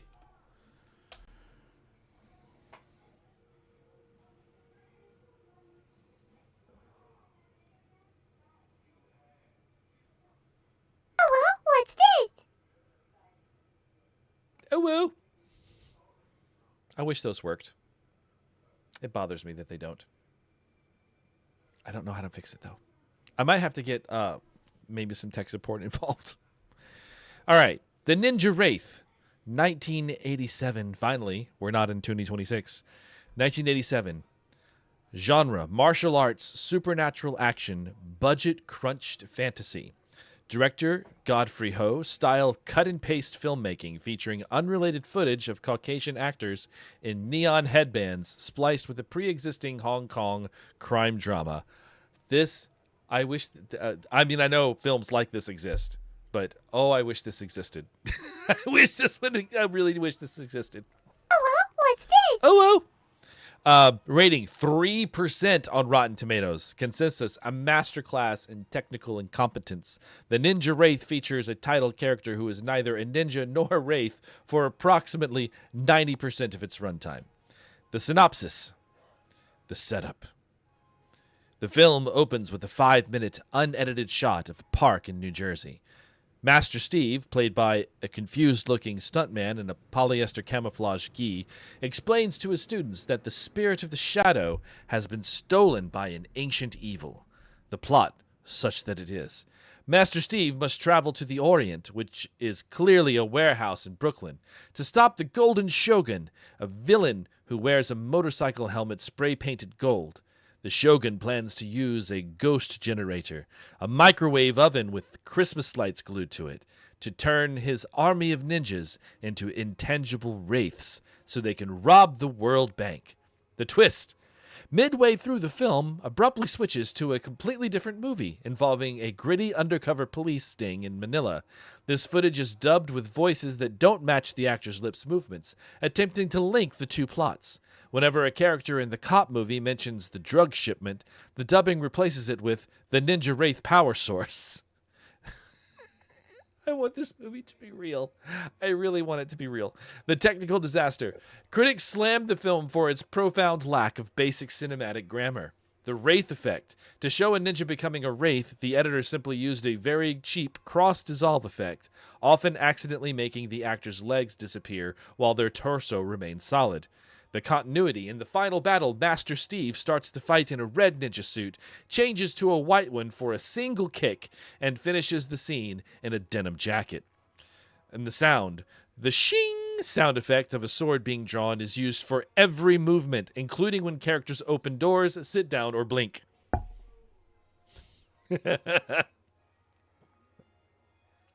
climax. Master Steve confronts the Golden Shogun. The ghost generator malfunctions, causing the Shogun to become half-wraith, which the film depicts by having the actor stand behind a piece of smoked glass. Steve defeats him by throwing a spirit star, a cardboard shuriken that visibly wobbles in the air, which hits the Shogun in the motorcycle helmet. The helmet explodes into a flurry of stock footage of real building demolition. The film ends with Master Steve looking directly at the camera and saying, "The wraith is gone, but the ninja remains." He then disappears via a jump cut that leaves his shadow on the wall for 2 frames. I've seen movies that were bad and movies that were incompetent. The Ninja Wraith is a movie that seems to have the very concept of its own existence. Hate the very concept of its own existence. The dubbing is so out of sync that the characters often finish their sentences 3 seconds before their mouths move. It's like watching a movie with a bad case of jet lag. A cinematic car crash where the cars are made of cardboard and the drivers are wearing neon headbands. Please generate a movie poster for this travesty of this glorious travesty of filmmaking.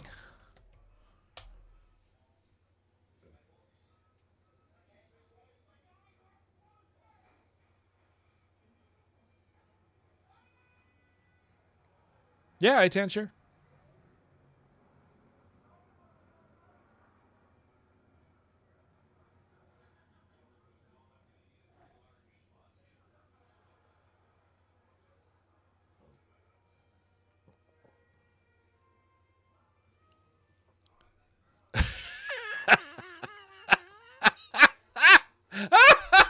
Oh God, I wish that was real. The Ninja Wraith. The shadow has been stolen, and Master Steve, well, he's not sure which ninja suit he's wearing. That's awesome. I love it. That is awesome. Okay. Jay, extra large puppet, please. It's the setup. It's 1995, and Arthur, Artie Pringle, is a struggling prop maker for a failing local cable show called The Happy Hollow. Artie is a man of few words, but massive ambition, working out of a basement workshop filled with foam rubber, googly eyes, and industrial-strength adhesive. His masterpiece, a 7-foot-tall, fuzzy magenta creature named Barnaby the Big, designed to be the show's new breakout star. The conflict. The show's lead producer, a high-strung fashionista named Vesper, arrives at the workshop late one night to check on the extra-large commission. She's under immense pressure to save the network, and she's frustrated by Artie's slow, methodical pace. When she demands to see how the puppet handles, Artie explains that a puppet of this magnitude requires a very specific, full-body operating technique that most people can't handle. The twist: Vesper, never one to back down from a challenge, insists on a hands-on demonstration. As Artie shows her the internal mechanics, which involve a complex system of levers, pulleys, and tactile feedback sensors, the two find themselves squeezed inside the massive plush frame of Barnaby the Big. The puppet becomes a cozy, velvet-lined sanctuary from the outside world.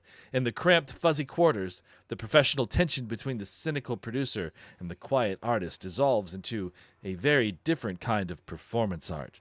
By the time the sun rises, the show might still be canceled, but Artie and Vesper have discovered that sometimes you just need an extra-large reason to get close to someone. Artie Pringle and Vesper. He's got the stuffing. Does she have the hands?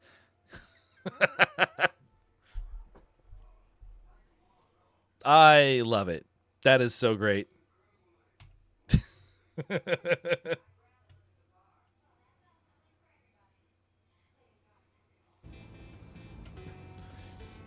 Okay. I've got the shelves made. Everything's done. All right, let's go ahead and close the shop.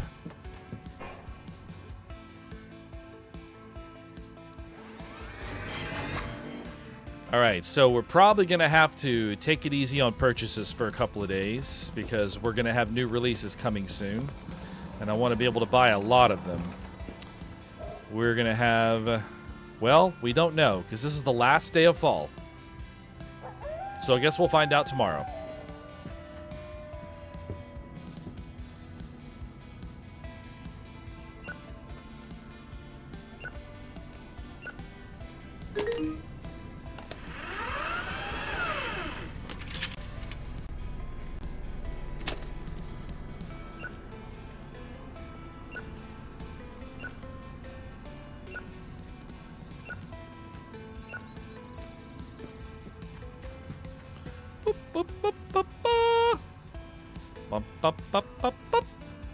All right, we're gonna do this together because I'm not doing this all by myself.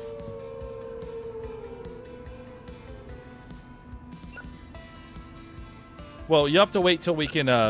If you see a name that catches your eye, let me know. But yeah, I gotta move stuff. So this is the Static Haunting, which is supposed to be Poltergeist. All right, that's all the new releases.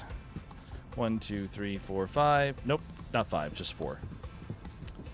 All right, I'm going to let you handle a load of new releases. I'm going to come here and see if there's anything that's absolutely unpass-upable here. Okay. That's... Oh, I never did put the rest of those movies away, too, did I? Oh, my gosh. Okay. Well, we get a chance to look at some of them here. Marrying My Wraith is a romance movie. And we've got... Oh, this is a foil. Okay. Santa's Mission, The Stolen Dentist. That's a Christmas film. We have a Christmas film called 'Tis the Coffin Season. That's interesting. And we have a fantasy film called Long Live the Coffin. Lots of coffins today. And then The Medicine Test Subject, which is a science fiction film. So those are the new ones we just got. Oh, we got a broken one. Darn. The Office Executioner horror film. It broke.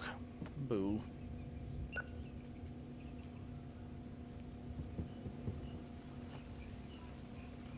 All right. Horror films. Oops. Reserved. All right. Let me grab these and then answer the phone. God. I wish you could answer the phone, Mark. That would be nice if you actually did something besides just stand at the register all day. Okay, don't want to carry that. I want horror films. Only horror films. I'm coming. One more. Okay, I'm here. Yes? The Static Haunting. Okay, yes, we'll get that in just a moment. All right, we've got Scary Ape Nightmare. These are horror films, by the way. Scary Ape Nightmare. Bathroom Carnage. Kill the Mushroom. The Mailman, our last guest. The Strong Man Gone Insane. Scary Puppet Flick. It's rather on the nose. The Godfather, Always Watching. The Cigarette, His Prey. Stalking Uncle. Scary Sculpture Flick. And the Bubblegum Freak Show. All right. Sci-fi, and I guess I'll do Christmas. I know you always want to ring when I get here and start doing stuff. It's like, up until then, you're totally silent. Yes? Yeah, me time with my octopus. Okay, gotcha. You're reserving an adult film. You should be proud of yourself. All right. Fantasy, and this is sci-fi. I got 2 reserves to bring back. That one and the one over here that I totally frickin' forgot about. And this is broken. Oh, no. Never mind. This is just something I didn't carry. Fantasy.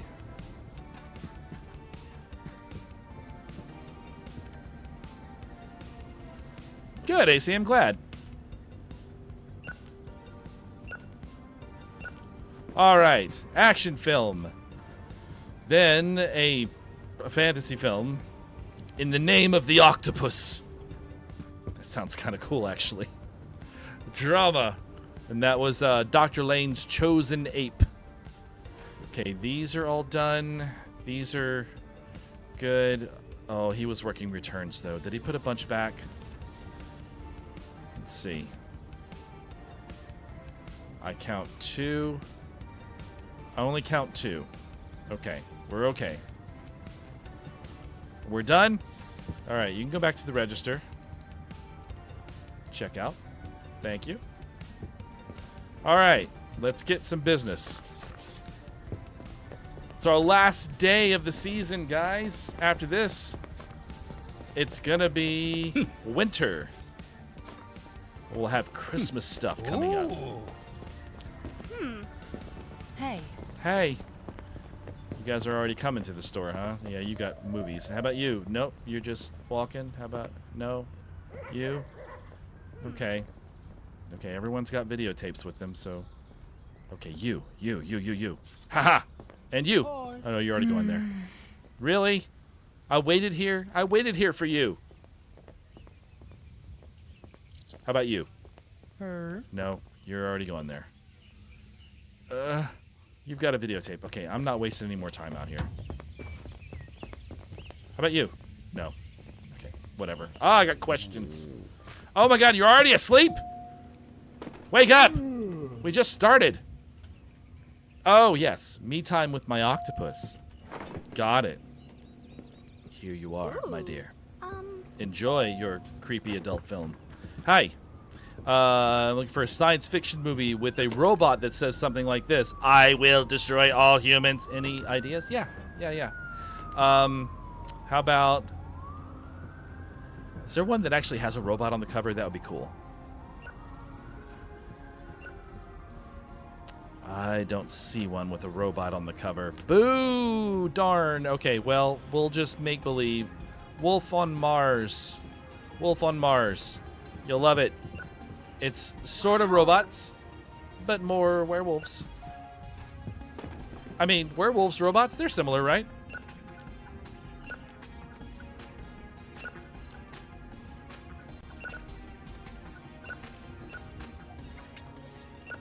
Triquis! What's up, buddy?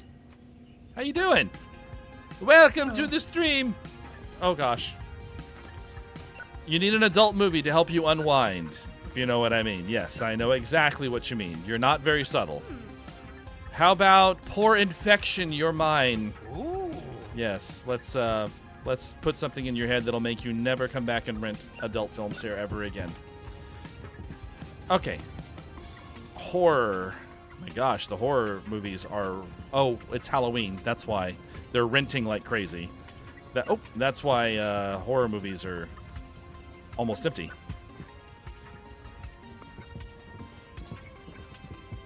Okay. All right. Whew. Part needs Surge, right? Or a Jolt Cola. You remember those Jolt Colas from the 90s? Hey. Oh my god.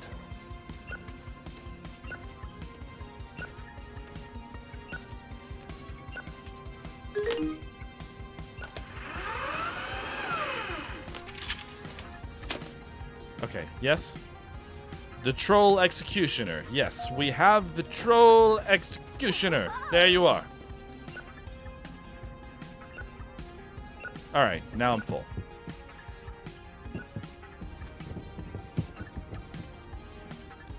Romance. The money moving on, the closer to my captain.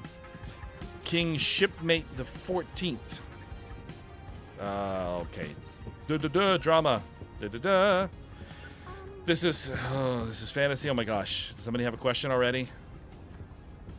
No. Okay. I think she just wanted popcorn or something. Horror. Oh, this is an adult film. The Saucy Tape Delivery. And sci-fi. Sci-fi. Sci-fi. Oh, sci-fi's in the front. That's right. Well, let's just toss them on the floor, why don't we? Okay. Adult. Oh, my gosh. Sci-fi. Action. Drama. Action. And I'm caught up on returns. Oh, my gosh. All right. The Operation Templar Barn Assault Neon Dog Tension. Classic film about the werewolf in the cyberpunk city. Starring AC Master. Oh. Yes. Okay, I'm coming. I'm coming. Let me put this drama down. No more drama. What? The Static Haunting. Yes, we've got that. It's right here. Oh. Enjoy. Oh gosh, I'm not caught up anymore. Ah, but this... How many do I have now? I have 11 still. Okay, you can go in here. All right. Horror. All right. Caught up. Caught up.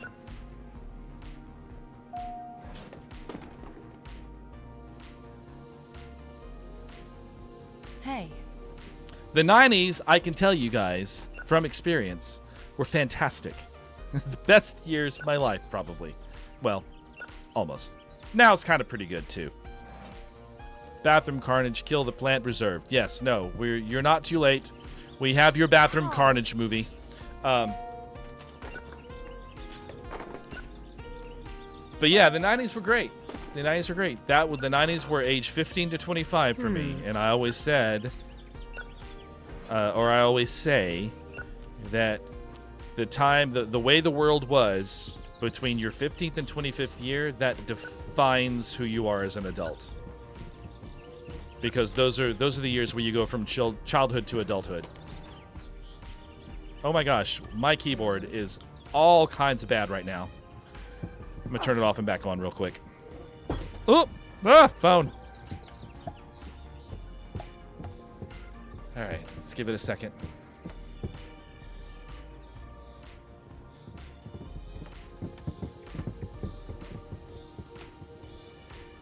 Okay, I turned you off and on. Did that help? That helped. Much better. Thank you. Okay, sir. I'm sorry. I could not walk. My feet were broken. A sad drama movie. Okay, yeah. I'm gonna give him a good one at least. The Wolf Theater play. Ooh. All right, I've got to work these returns. I don't have much left. It's nighttime already. It's near the end of the day.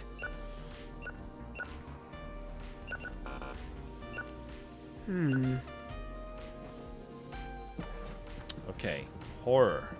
Oh, nope, I picked one up. Horror. Sci-fi. No monster, only motion. Horror. The Neighborhood Hitchhiker Stalker. Is he a hitchhiker and a stalker? Or is it someone who stalks hitchhikers in a neighborhood? Why would you hitchhike in a neighborhood? That seems weird. That's something people do on like the side of highways and stuff, right? Or old deserted roads. Yeah. Do you have a Christmas movie? Yes, we have lots of Christmas movies. How about The Red-Nosed Doctor? There you are. Oh. We have another return. The Sorcerer's Magic Martian. That might be the one I do. A fantasy film called The Sorcerer's Magic Martian. Okay, we're done for the day. We are done.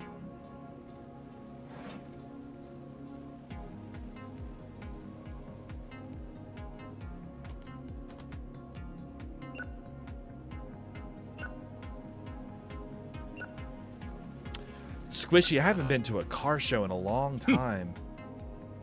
We have, I mean, I guess the close. Oh, dude, rude, really? The closest I get to see car shows here is they have people bring like tricked out and you know, art style cars to Comic Palooza. They're usually sort of geek themed.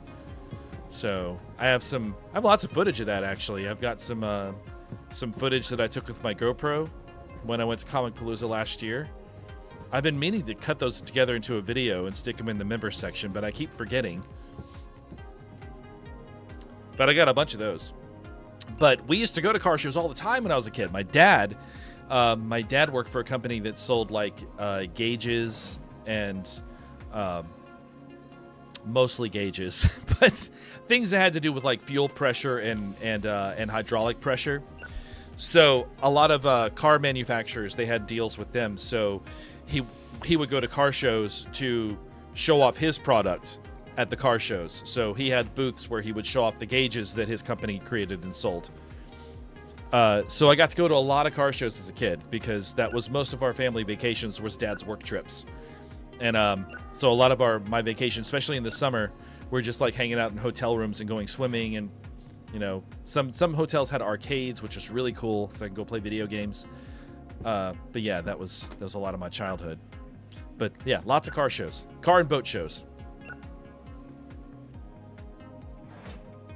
Okay.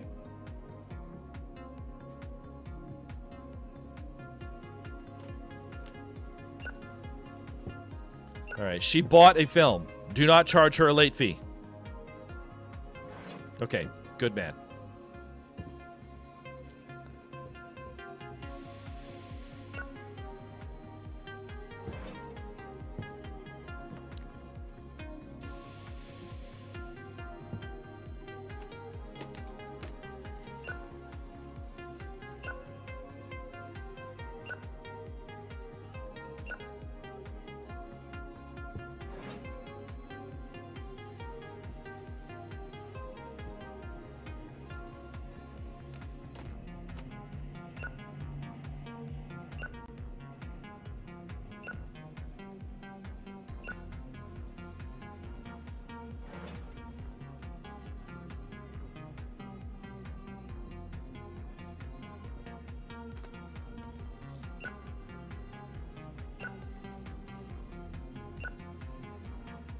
Oh, that's cool, Triquis.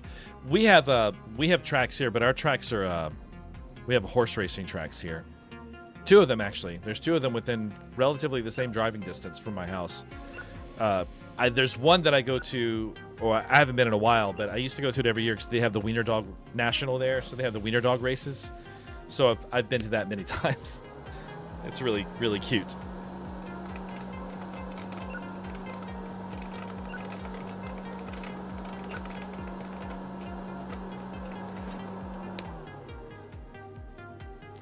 Are we done? Are we done? I believe we are complete. Good job today, Marcus. I can tell you're hungover. It's okay.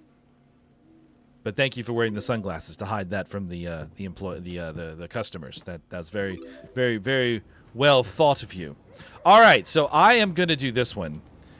The Sorcerer's Magic Martian. That's the movie I'm doing. Jay. If you don't see one here that you like, we can go look at the computer.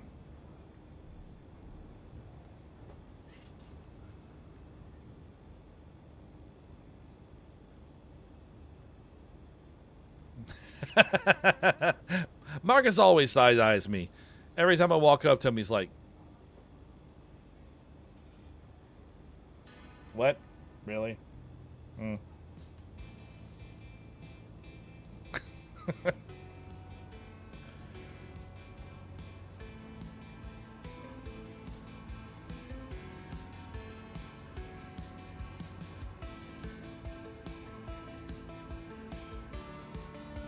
The superstar in my pants is what you're doing. All right. All right. Let me go to mine. Let me refresh my memory. The Sorcerer's Magic Martian. Okay, no other qualifiers, just the name. All right. If there was a fantasy film, if it was a fantasy film, I don't know why it's capitalized, called The Sorcerer's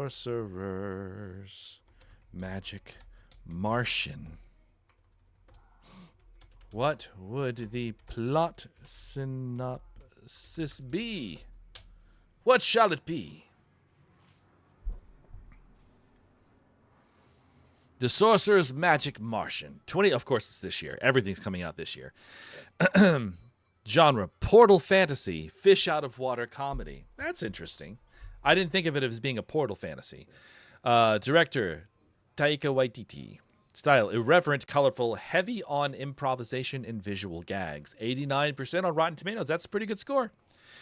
The synopsis. The collision. High Inquisitor Malachor the Somber, played by a very serious, very confused Mads Mikkelsen. That'd be amazing. Is in the middle of a forbidden ritual to summon an otherworldly destroyer to help him reclaim the kingdom of Etheria. Simultaneously, Vishu, voiced by Bill Hader, a low-ranking Martian scout with a hover scooter and a heavy caffeine addiction, is navigating a wormhole shortcut to get to a galactic 7-Eleven. The ritual goes sideways, and Vishu's saucer crashes directly into Malakor's obsidian altar. The bond. In Etheria, magic is a dying art governed by strict ancient laws. In Mars, science is so advanced, it looks like magic. Malachor believes Vishu is a legendary green demon of prophecy. Vishu believes he's landed at a very high-budget Renaissance fair and is trying to find a charging port for his laser pistol. The escalation. The two are forced to team up when the kingdom's actual threat, a soul-eating dragon, wakes up. The film is a series of clash of culture set pieces. The duel. Malachor tries to use a fireball spell, which takes 5 minutes of chanting. Vishu grows bored and ends the fight instantly with the deatomizer that turns the enemy's sword into a bouquet of space flowers. The alchemy. Vishu introduces the court alchemist to the magic of the microwave, leading to a kingdom-wide obsession with instant popcorn. The flight.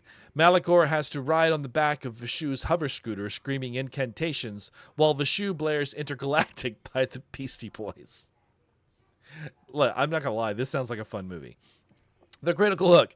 Critics are praising the film for its visual whimsy and the chemistry between the dead serious Malachor and the manic Vishu. It's been described as the ultimate weird couple road movie, exploring the idea that whether you call it a spell or quantum physics, it's all just a way to make sense of the universe. The climax. To defeat the dragon, Malachor must must perform the great transmutation, but he lacks the mana. Vishu realizes his saucer's warp drive is essentially a concentrated battery of raw reality. In a dazzling final sequence, they combine Malachor's staff with the Martian reactor. Malachor casts a quantum firestorm that doesn't just kill the dragon, but teleports it into a harmless orbit around Mars. The film ends with Vishu finally getting his hover scooter fixed and inviting Malachor to the Red Planet for a vacation. The final shot is Malachor in full wizard robes, awkwardly trying to eat a Martian space burger while floating in zero gravity. You know what? That sounds pretty darn good. I think that sounds like a pretty good movie. I would enjoy that probably. A neon-soaked dragon-slaying delight. It's the most fun you'll have in a theater this year. Waititi's best work since Ragnarok. Mads Mikkelsen playing a straight man to the sarcastic alien is the duo we didn't know we needed. It shouldn't work, but the blend of high fantasy tropes and retro sci-fi gadgets is pure movie magic. All right. Let's see. Please generate a movie poster for this film.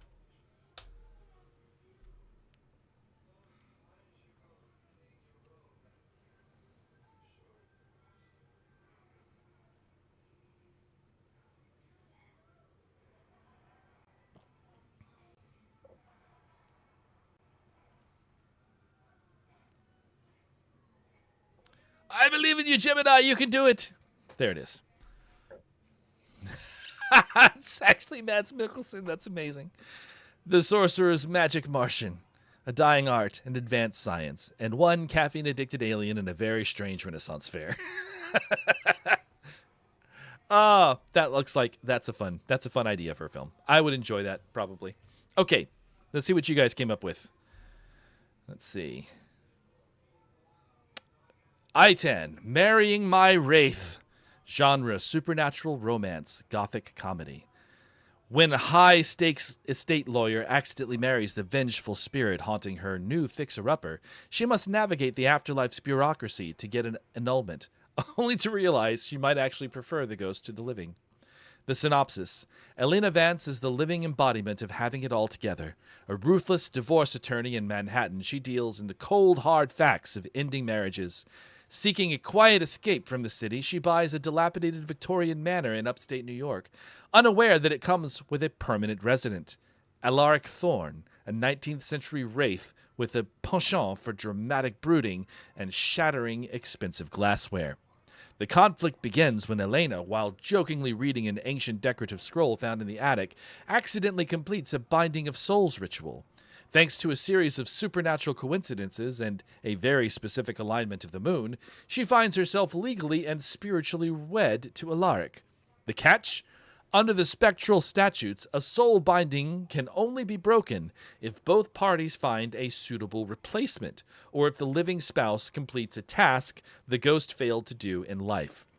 As Elena tries to balance her high-powered career with a husband who can walk through walls and only eats the essence of her expensive sourdough, the two form an unlikely alliance. She helps him solve the mystery of his untimely death, while he teaches her that life is meant for more than just billable hours. Through a series of chaotic dinner parties and with living guests and spectral in-laws, Elena begins to realize that Alaric, despite being cold to the touch and 2 centuries out of date, is the most alive person she's ever met. But as the ritual's deadline approaches, she must decide, return to her perfect lonely life, or find a way to stay married to a man who doesn't technically exist. Key beats. The meet cute. Alaric tries to scare Elena out of the house by manifesting a swarm of shadows. Elena assumes it's a mold problem and tries to sue the previous owner. The complication. The marriage counselor is a centuries-old banshee who refuses to listen to Elena's legal jargon. And the heart. A scene where Alaric uses his powers to dance with Elena, lifting her off the ground so she can finally feel what it's like to let go of control. Tagline, "Till death do us part" was only the beginning. Very cute idea, I think. Very cute idea. Kind of reminds me a little bit of Corpse Bride. Yeah, but the ending is sort of sad. It's good, though. That's pretty awesome. Okay. The superstar in my pants. The setup. Leo is a shy, invisible stagehand working at the glittering Starlight Pavilion. He's a guy who spends his life in the rafters, pulling ropes and staying out of the spotlight. His life changes when he accidentally knocks over a trunk of cursed vintage costumes belonging to a legendary 1970s crooner. When he puts on a pair of shimmering gold sequin trousers, he suddenly finds himself possessed by the spirit of the great Giovanni, a charismatic, hip-swiveling superstar who refuses to stay backstage. The conflict. The pants have a mind of their own. Every time Leo tries to live his normal, quiet life, the trousers take over, forcing him into grand musical numbers, effortless charm, and a level of magnetic presence he can't control. The problem? The venue's newest headliner, a fierce and talented pop diva named Sloane, is onto him. She thinks Leo is a brilliant method actor, pulling a prank, and she's determined to unmask the man behind the sequence. The twist.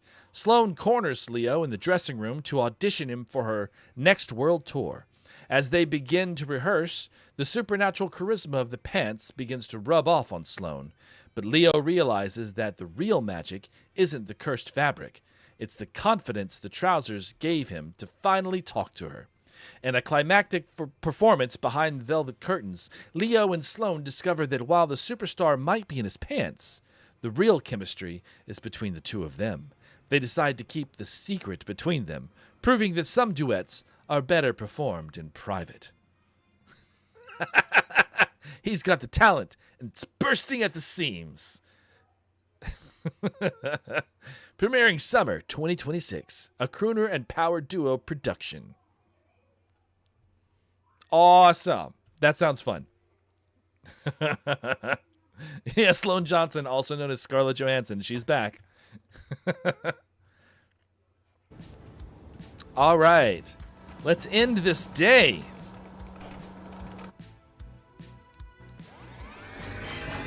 And we should move into the next season.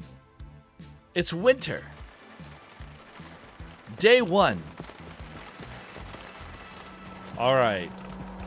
What are we looking at? We have a new release the day after tomorrow. And how many days do we have on this one? 1 day left. Okay. So this is the last day of that being a new release. It's probably going to be all checked out by the end of the day, so I just have to remember that we want to start selling these now. But not today. We want to make as much money off them as we can, so we want to at least rent them again if we can.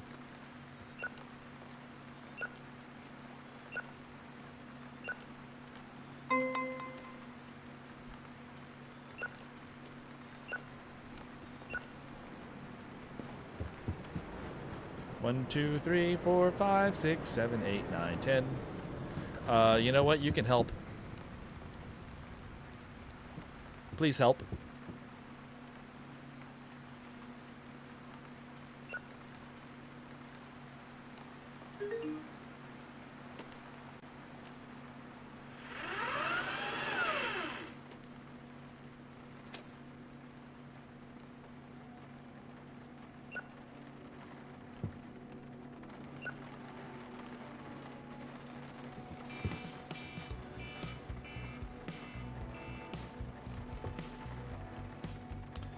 I've seen snow.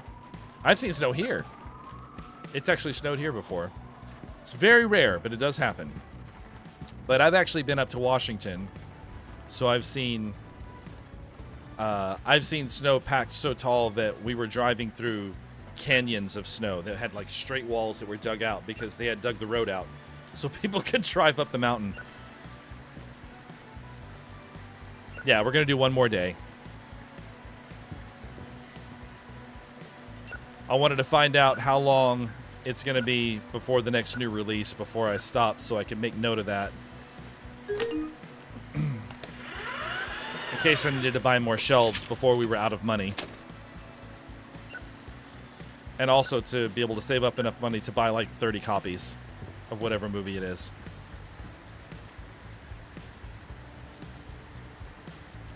Oops. I'm so much faster than you, Mark. How are you so slow?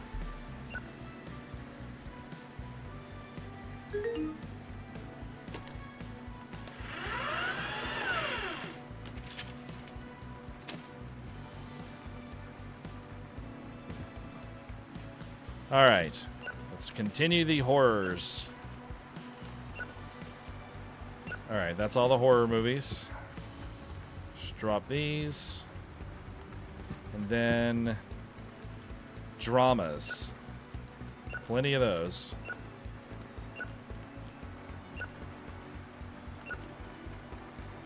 Okay. Oh, there's a robot movie. The Machine, a beacon of hope. Retirement with My Magician. The Angry Tomb. Knockout Skull. The Zombie's Wrong Number. That's a weird movie. The Tobacco Strategy. Retirement with My Toaster. Action, action. And I'll take these 3 sci-fi. Actually, I'll just take them all. And we will be caught up on returns. Award Nutcrackers. Curse of the Ancient Doghouse. The Hobo Gang Assault. We did that one before. That was fun. Okay. Sci-fi. Lawyer in a Vial. Organ Power-Up. And Gingerbread on Mars. And then My Time with My Octopus. Or Me Time, sorry. Me Time with My Octopus. Apocalyptic Sheriff. Of course we have Apocalyptic Sheriff. What do you think? We have good movies here? All right, you can go back to work in the checkout now. Thank you. All right. Let's do this, guys. One more day. Movies. Movies. I know it's raining and it's cold, but we got movies. It's the best thing for when it's raining and cold. Movies. No? Stared in the window long enough. You want to go in? Ooh. I don't know how you missed it. You were looking in the frickin' window.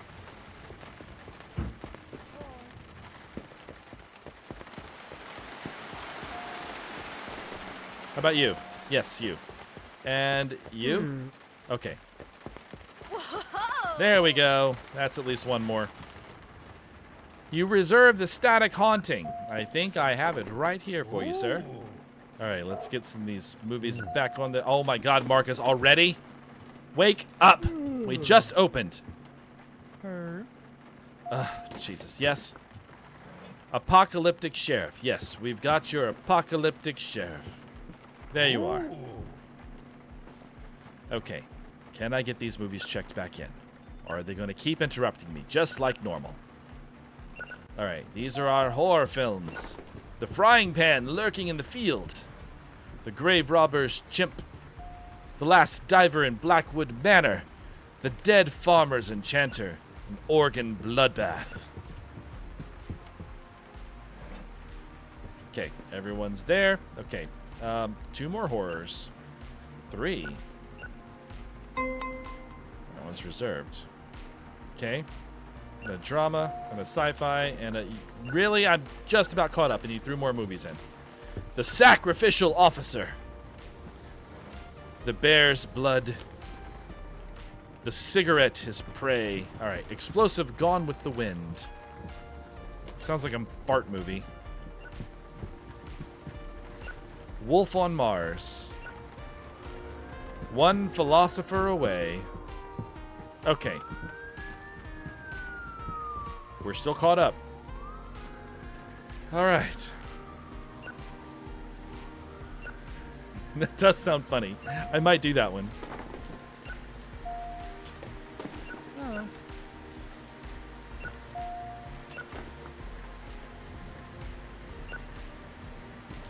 Okay, we're fine. Scary puppet flick. Hey. Oh my gosh, what? Okay, give me a second. Bathroom carnage, kill the plant, and cozy breakfast holiday. All right, I'm here. What you got? You want a bad movie? Well, you're in the right place, honey. We got plenty of those. How about a bad Christmas movie? Santa's favorite inmate. Have fun.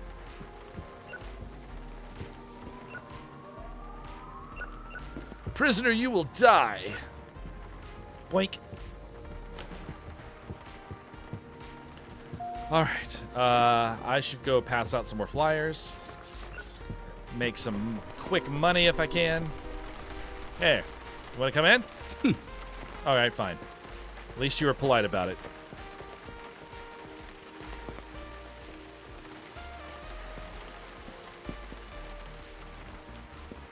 There's nobody else coming in? Every time I come out here, there's no one.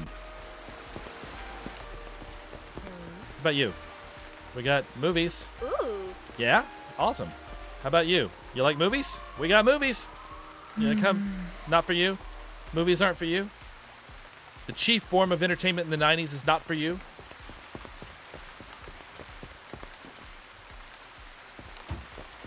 All right. How about you? You look like you like movies. Do you like movies? All right. How about you? Huh? Yeah? Yeah? Yeah, good. All right. There we go. All right, dude. What's up?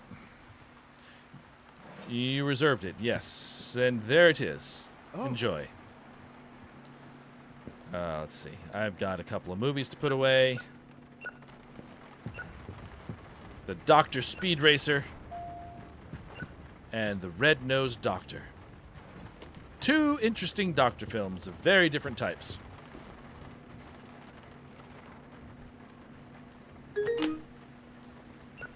You'll need the computer? Okay.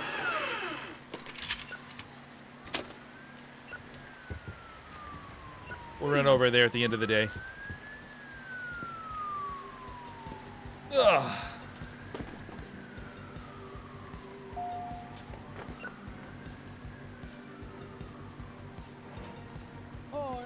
Hi. The Dead Hitchhiker in stall 66. There you go. Oh. Oh. Oh.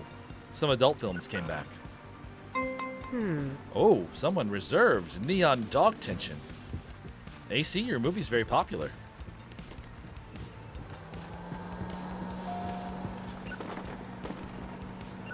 Okay, somebody likes horror films.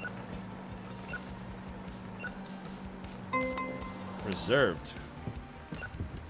All right, The Stepbrother That Haunts the Graves. The Scary Keg in the Tent. The Banjo Will See You. And then we've got more. Of course, there's more. What? Yes? Oh, you're the one that reserved Neon Dog Tension. There you go, AC. Here's your fan. Big fan. Ooh. Big fan.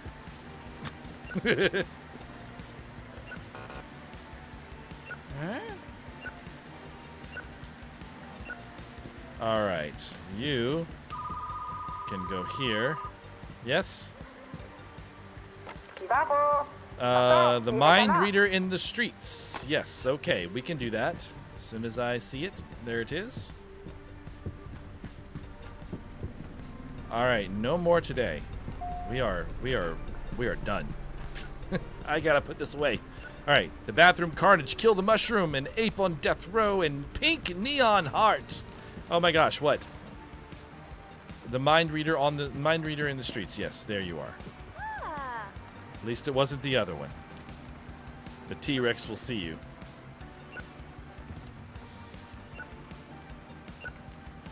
Stalking Uncle.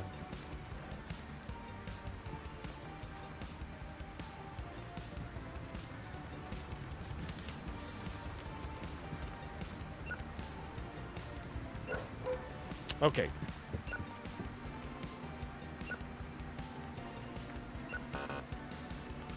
Oh.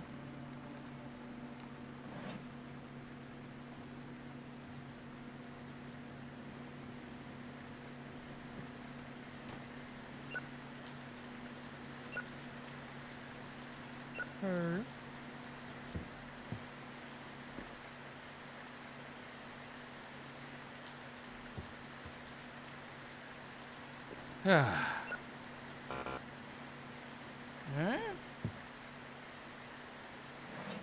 right. He was cool about it.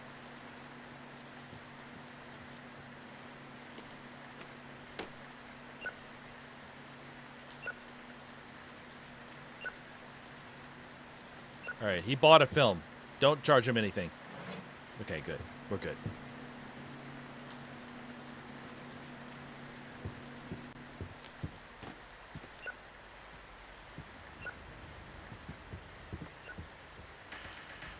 You in line now? Okay, good. We have reached the end of the day. Let's see. Think they're all checked out? Yeah. How many of these do we have now? Oh, okay. She just wants a drink. Come on. Pick it up. Pick it up. Why can't I pick it up? There we go. We have 3.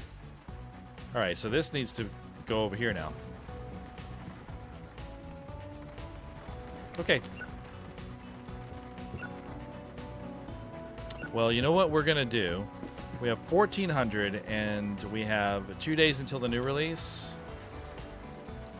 We're going to buy this. It's only 5? Never mind. We're not going to do that. If it would have been 10, I would have said yes, just to put them in the sale bin to make some extra cash, but not 5. That's a waste of money. All right. All out. We are all done. Marcus, good job today. I like that fresh look in your face. Very good. All right. I need to pick a movie. I haven't picked a movie yet. Let's see. Do I want to do sci-fi? No. I want to do the drama one. This one. The zombie... What was it called? Did it get rented? Did someone rent it? Okay, I'm going to look. Drama. The Zombie's Wrong Number. That's right. It's been rented 5 times. It's apparently a good film. Okay. The Zombie's Wrong Number. Okay. J. Adults. All right, so this is what we've got. It actually goes a little further than the bottom of the screen, so I'll scroll very slowly.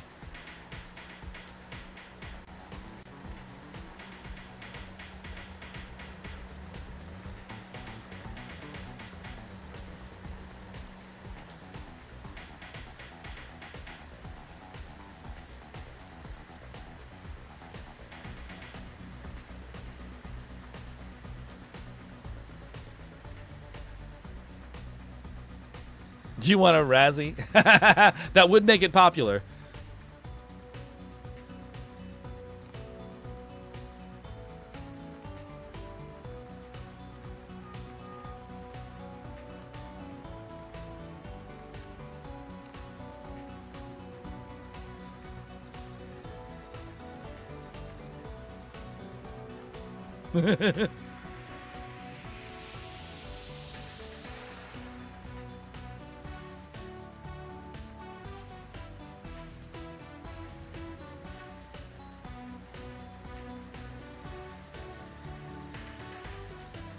Me time with my... All right.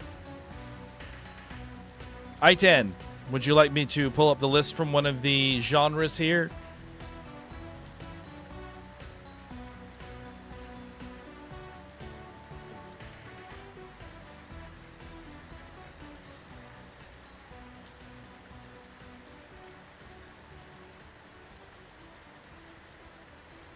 Okay. All right, let's see.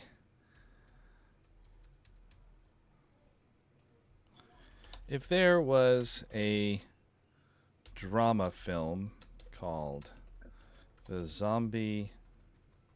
What was it? Swear, my memory, guys.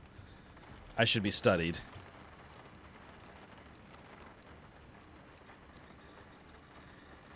The Zombie's Wrong Number. That's it. Zombies Wrong Number. What? Oops. What would the plot synopsis synopsis be?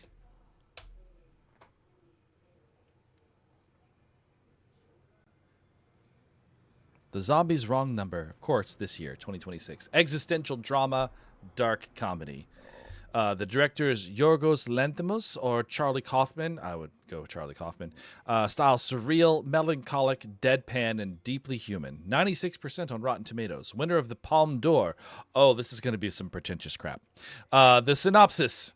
In a world where the mild zombie outbreak has become manageable, albeit tragic part of daily life, the infected do not crave brains. They crave repetition. The Shamblers are non-violent but trapped in loops of their former lives, wandering through subway stations or standing in front of their old office buildings. The lead, Sarah, played by a weary, soulful Florence Pugh, is a grief-stricken night shift dispatcher for a Final Connections hotline, a service for people to leave messages for their zombified loved ones. The inciting incident. One night, Sarah receives a call from a static-heavy landline. On the other end isn't a grieving relative, but a series of wet, rhythmic taps and low, melodic moans. It's a shambler. Through a fluke of telecommunications and the creature's muscle memory, a zombie has successfully dialed her number. The connection. Against protocol, Sarah stays on the line. She begins to talk to the creature, whom she names Number 9, based on the digit he repeatedly presses. The routine. Every night at 3:11 a.m., the phone rings. Sarah reads him poetry, news reports, and eventually her own secrets. The trace. Obsessed with finding the humanity left in the caller, Sarah uses her dispatch tools to trace the landline. She discovers the phone belongs to a house in a quarantined gray zone. The critical hook. The film is being hailed as a masterpiece of loneliness. It uses the zombie trope not for horror, but as a metaphor for the digital age and the ghosting of modern relationships. The horror is the realization that the zombie is a better listener than any of the living people in Sarah's life. The climax. Sarah breaks into the gray zone to find the source of the calls. She finds an elderly man in a suit sitting in a dust-covered armchair holding a rotary phone to his ear. He isn't hungry. He's just waiting for the person on the other end to finish their story. When he sees her, he doesn't attack. He simply hands her the receiver. Sarah realizes that he wasn't calling her specifically. He was just calling the last number his living self had memorized, a number that belonged to a daughter who moved away years ago. In a heartbreaking final shot, Sarah sits in the chair opposite him, picks up the extension, and finally tells him the ending of the story she's been reading him for months. A haunting, tactile exploration of the need to be heard. It takes a monster to show us what it means to be present. Florence Pugh gives the performance of a lifetime to a co-star who doesn't speak a single word. Devastating. Lanthimos turns The Wrong Number into a right-angled look at human grief. It's the most beautiful film about the undead ever made. It doesn't sound terrible. It's a cool premise. Let's see. Please generate a poster for this film. Please. I already said please. That's fine. I do love Florence Pugh. She's pretty great.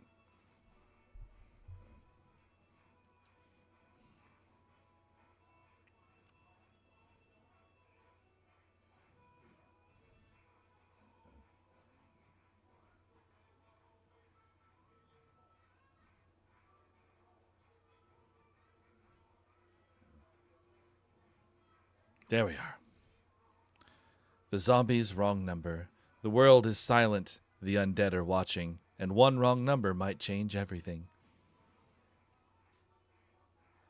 Love how it specifies that this is the North Wind. In case you were wondering what this was. Because I was. It doesn't seem to fit in anywhere. But that's cool. It's not bad. Okay. Let's see what you guys did. The Marrow in the Mist, the premise. The village of Oakhaven has lived in the shadow of the Bleakwood for centuries. Tradition dictates that no one enters after sundown, lest they be claimed by the ossuary stalker, a towering spectral entity with the body of a shredded shadow and the bleached, jagged skull of a wolf. Elias, a reclusive botanical illustrator who has always felt like an outsider in his rigid, superstitious town, breaks the taboo to find a rare nocturnal bloom. He expects a quick death when the mist thickens and a clawed ethereal hand pins him to the forest floor. The twist: instead of a killing blow, the creature pauses. The stalker, who Elias eventually learns is named Kalen, doesn't hunger for flesh, but for connection. Kalen is a wraith bound to the woods, a man executed centuries ago for deviancy and transformed by the forest's ancient grief. The horror shifts into a haunting intimacy as Elias realizes the growls are actually a distorted melodic language. Their courtship happens in the silver moonlight. The first gift, Kalen leaves a pile of perfectly preserved rare fungi at the edge of the woods for Elias. The touch, Elias discovers that while Kalen looks like smoke and bone, his touch feels like the static before a thunderstorm, sharp, jarring, and strangely electric. The language of bones. Without a human face, Kalen expresses devotion through the tilting of his wolf skull mask and the protective way his shadow wraps around Elias like a cloak. The conflict. The romance is threatened when the townspeople, led by a charismatic and fearful hunter, notice Elias's frequent trips into the woods. They mistake his glow-up and newfound confidence for demonic possession. When the village mob marches into the Bleakwood with torches and silver-tipped spears, Elias must choose: return to a normal life of quiet repression, or defend the monster that finally made him feel seen. The climax. In the final confrontation, Elias physically interposes himself between the hunters and the wraith. The horror returns not from Kalen, but from the cruelty of the righteous men. To save Elias, Kalen must decide whether to embrace his monstrous power and risk losing his humanity, or find a way to break the curse that binds him to the mist. He was everything they told me to fear: cold, hollow, and predatory. But as his ivory jaw brushed my pulse, I realized the only thing hollow in these woods was the life I'd left behind. That's cute. I could see that being something Guillermo del Toro would make. All right, me time with my octopus. The setup. Marina is a stressed-out deep-sea researcher who has spent too many months alone in an underwater habitat off the coast of nowhere. Her only constant companion is Barnaby. Barnaby, again, a highly intelligent, giant Pacific octopus she rescued from a ghost net. Barnaby isn't just a lab animal. He's a sensitive soul who has learned to anticipate Marina's moods by changing his skin texture and color to match the lighting of her cabin. The conflict. The surface world keeps trying to interrupt Marina's me time with the constant pings, data requests, and video calls from her frantic supervisor. Feeling the weight of the ocean and the pressure of her career, Marina decides to go off-grid, disconnecting the comms for a weekend of total sensory immersion. She realizes that Barnaby is the only one who truly understands the fluid nature of her needs. The twist. Barnaby, sensing Marina's desire for a deeper connection, uses his multi-limbed dexterity to help her unwind. The film becomes a rhythmic, hypnotic exploration of tactile sensations as Barnaby provides a full-body experience that no human could ever replicate. With 8 arms, 1,000 suckers, and the ability to mimic any shape, the me time transforms into a choreographed dance of ink and intimacy. By the time Marina has to resurface, she's no longer stressed. She's been inclined to see the world from a much more flexible perspective. Barnaby's been several things. It really likes using that name. 8 arms are better than 2. Dive in. The water's fine. Now, who's this dude in the front, though? Like, he's like, no, don't. Awesome, guys. Awesome. Let's make sure we have everything saved here. Bye-bye. We are saved. All right. That was a fun evening. Hope you guys enjoyed it. That's a wonderfully nostalgic game. Right, a deep sea researcher named Marina. That's a little on the nose. You know? They could be a little more clever.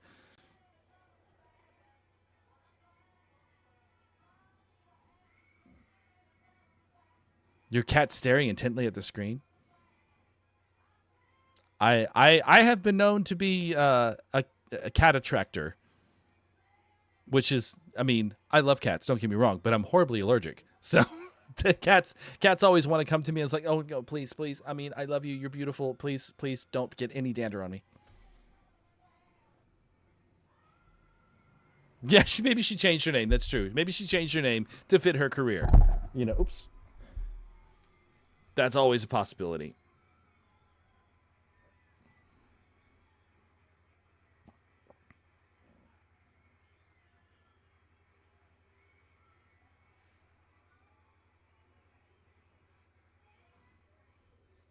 Awesome. Well, good. I'm glad you guys had a good time. Thank you guys for being here and watching. Itan, thank you for coming in. Ooh woo, Squishy, thank you for being here. Che, thank you for modding for me and being here. And AC and Megan and Gloomy and Triquist. I'm glad you could make it, dude. And who else? Who else was here? Everyone else that was here. We had lots of people here. Storm Doctor. Can't forget about you. Alturos, thank you for being here, buddy. If you're still here. You probably left already. That's all right. I'm scrolling up on chat to see if I missed anyone. Zero, thank you for being here for a while. I don't know if you're still here. I think you guys are swapping in and out. Oh my gosh. But yeah, that was a lot of fun. So next Saturday, just to remind you guys, next Saturday is going to be the community chill stream. Brent's going to be here because we're going to be filming the next Pajama Party picture show that day. And then that evening, we're going to stream together, and we're going to react to Sora videos. It's the last time we're going to be able to do that since Sora's going away. In fact, it's going away on the 26th, the very next day. So on the 25th, next Saturday, we're going to have a dual stream. We're going to react to your Sora videos, so get those uploaded. Same method as before. Remember, you have to be a member of the channel to be able to use my profile. And then we're going to play Jackbox games. Of course, anyone can come to the stream. You don't have to be a member to be at the stream. But yeah, just drop those on the drive, and we'll react to them together next Saturday, and then we'll play some fun games together as a community.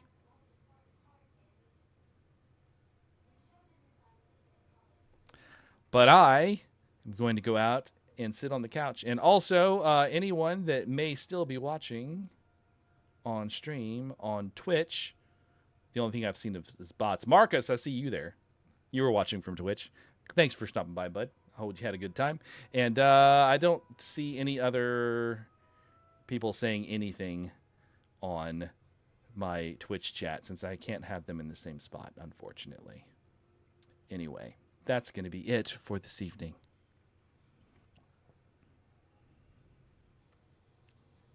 Yeah, it's going to be fun, Squishy. I'm looking forward to it. I had fun the last 2 times we did that. All right, guys. I'm going to go sit on the couch and watch a movie or something. I'll see you guys later.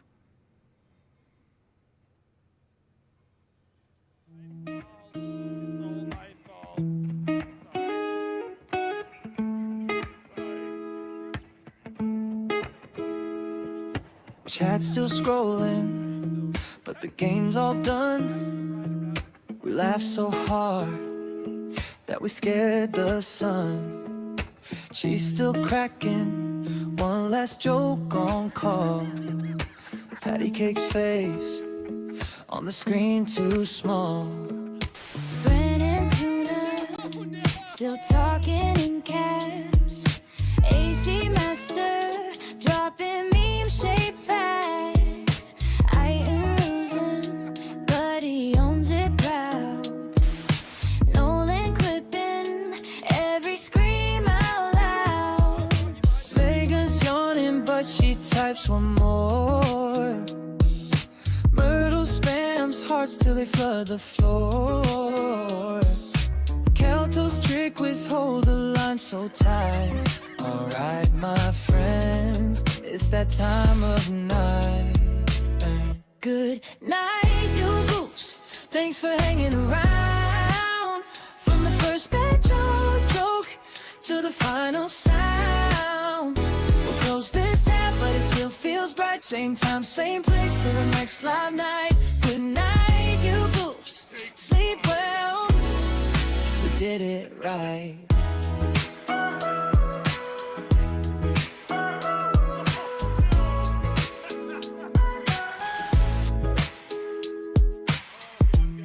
All those goofy AI clips of Patty Cake's wild side.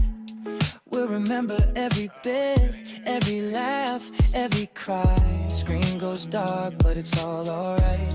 We're still a weird little family. Signing off to night, you goose. Thanks for hanging around. From the first bad joke to the final sound.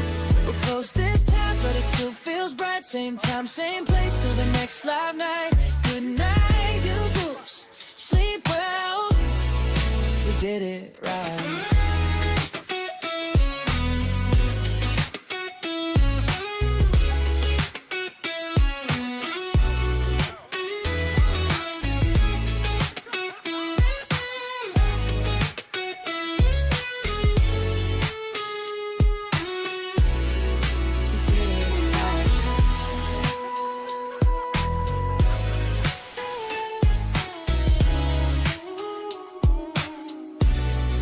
We did it right.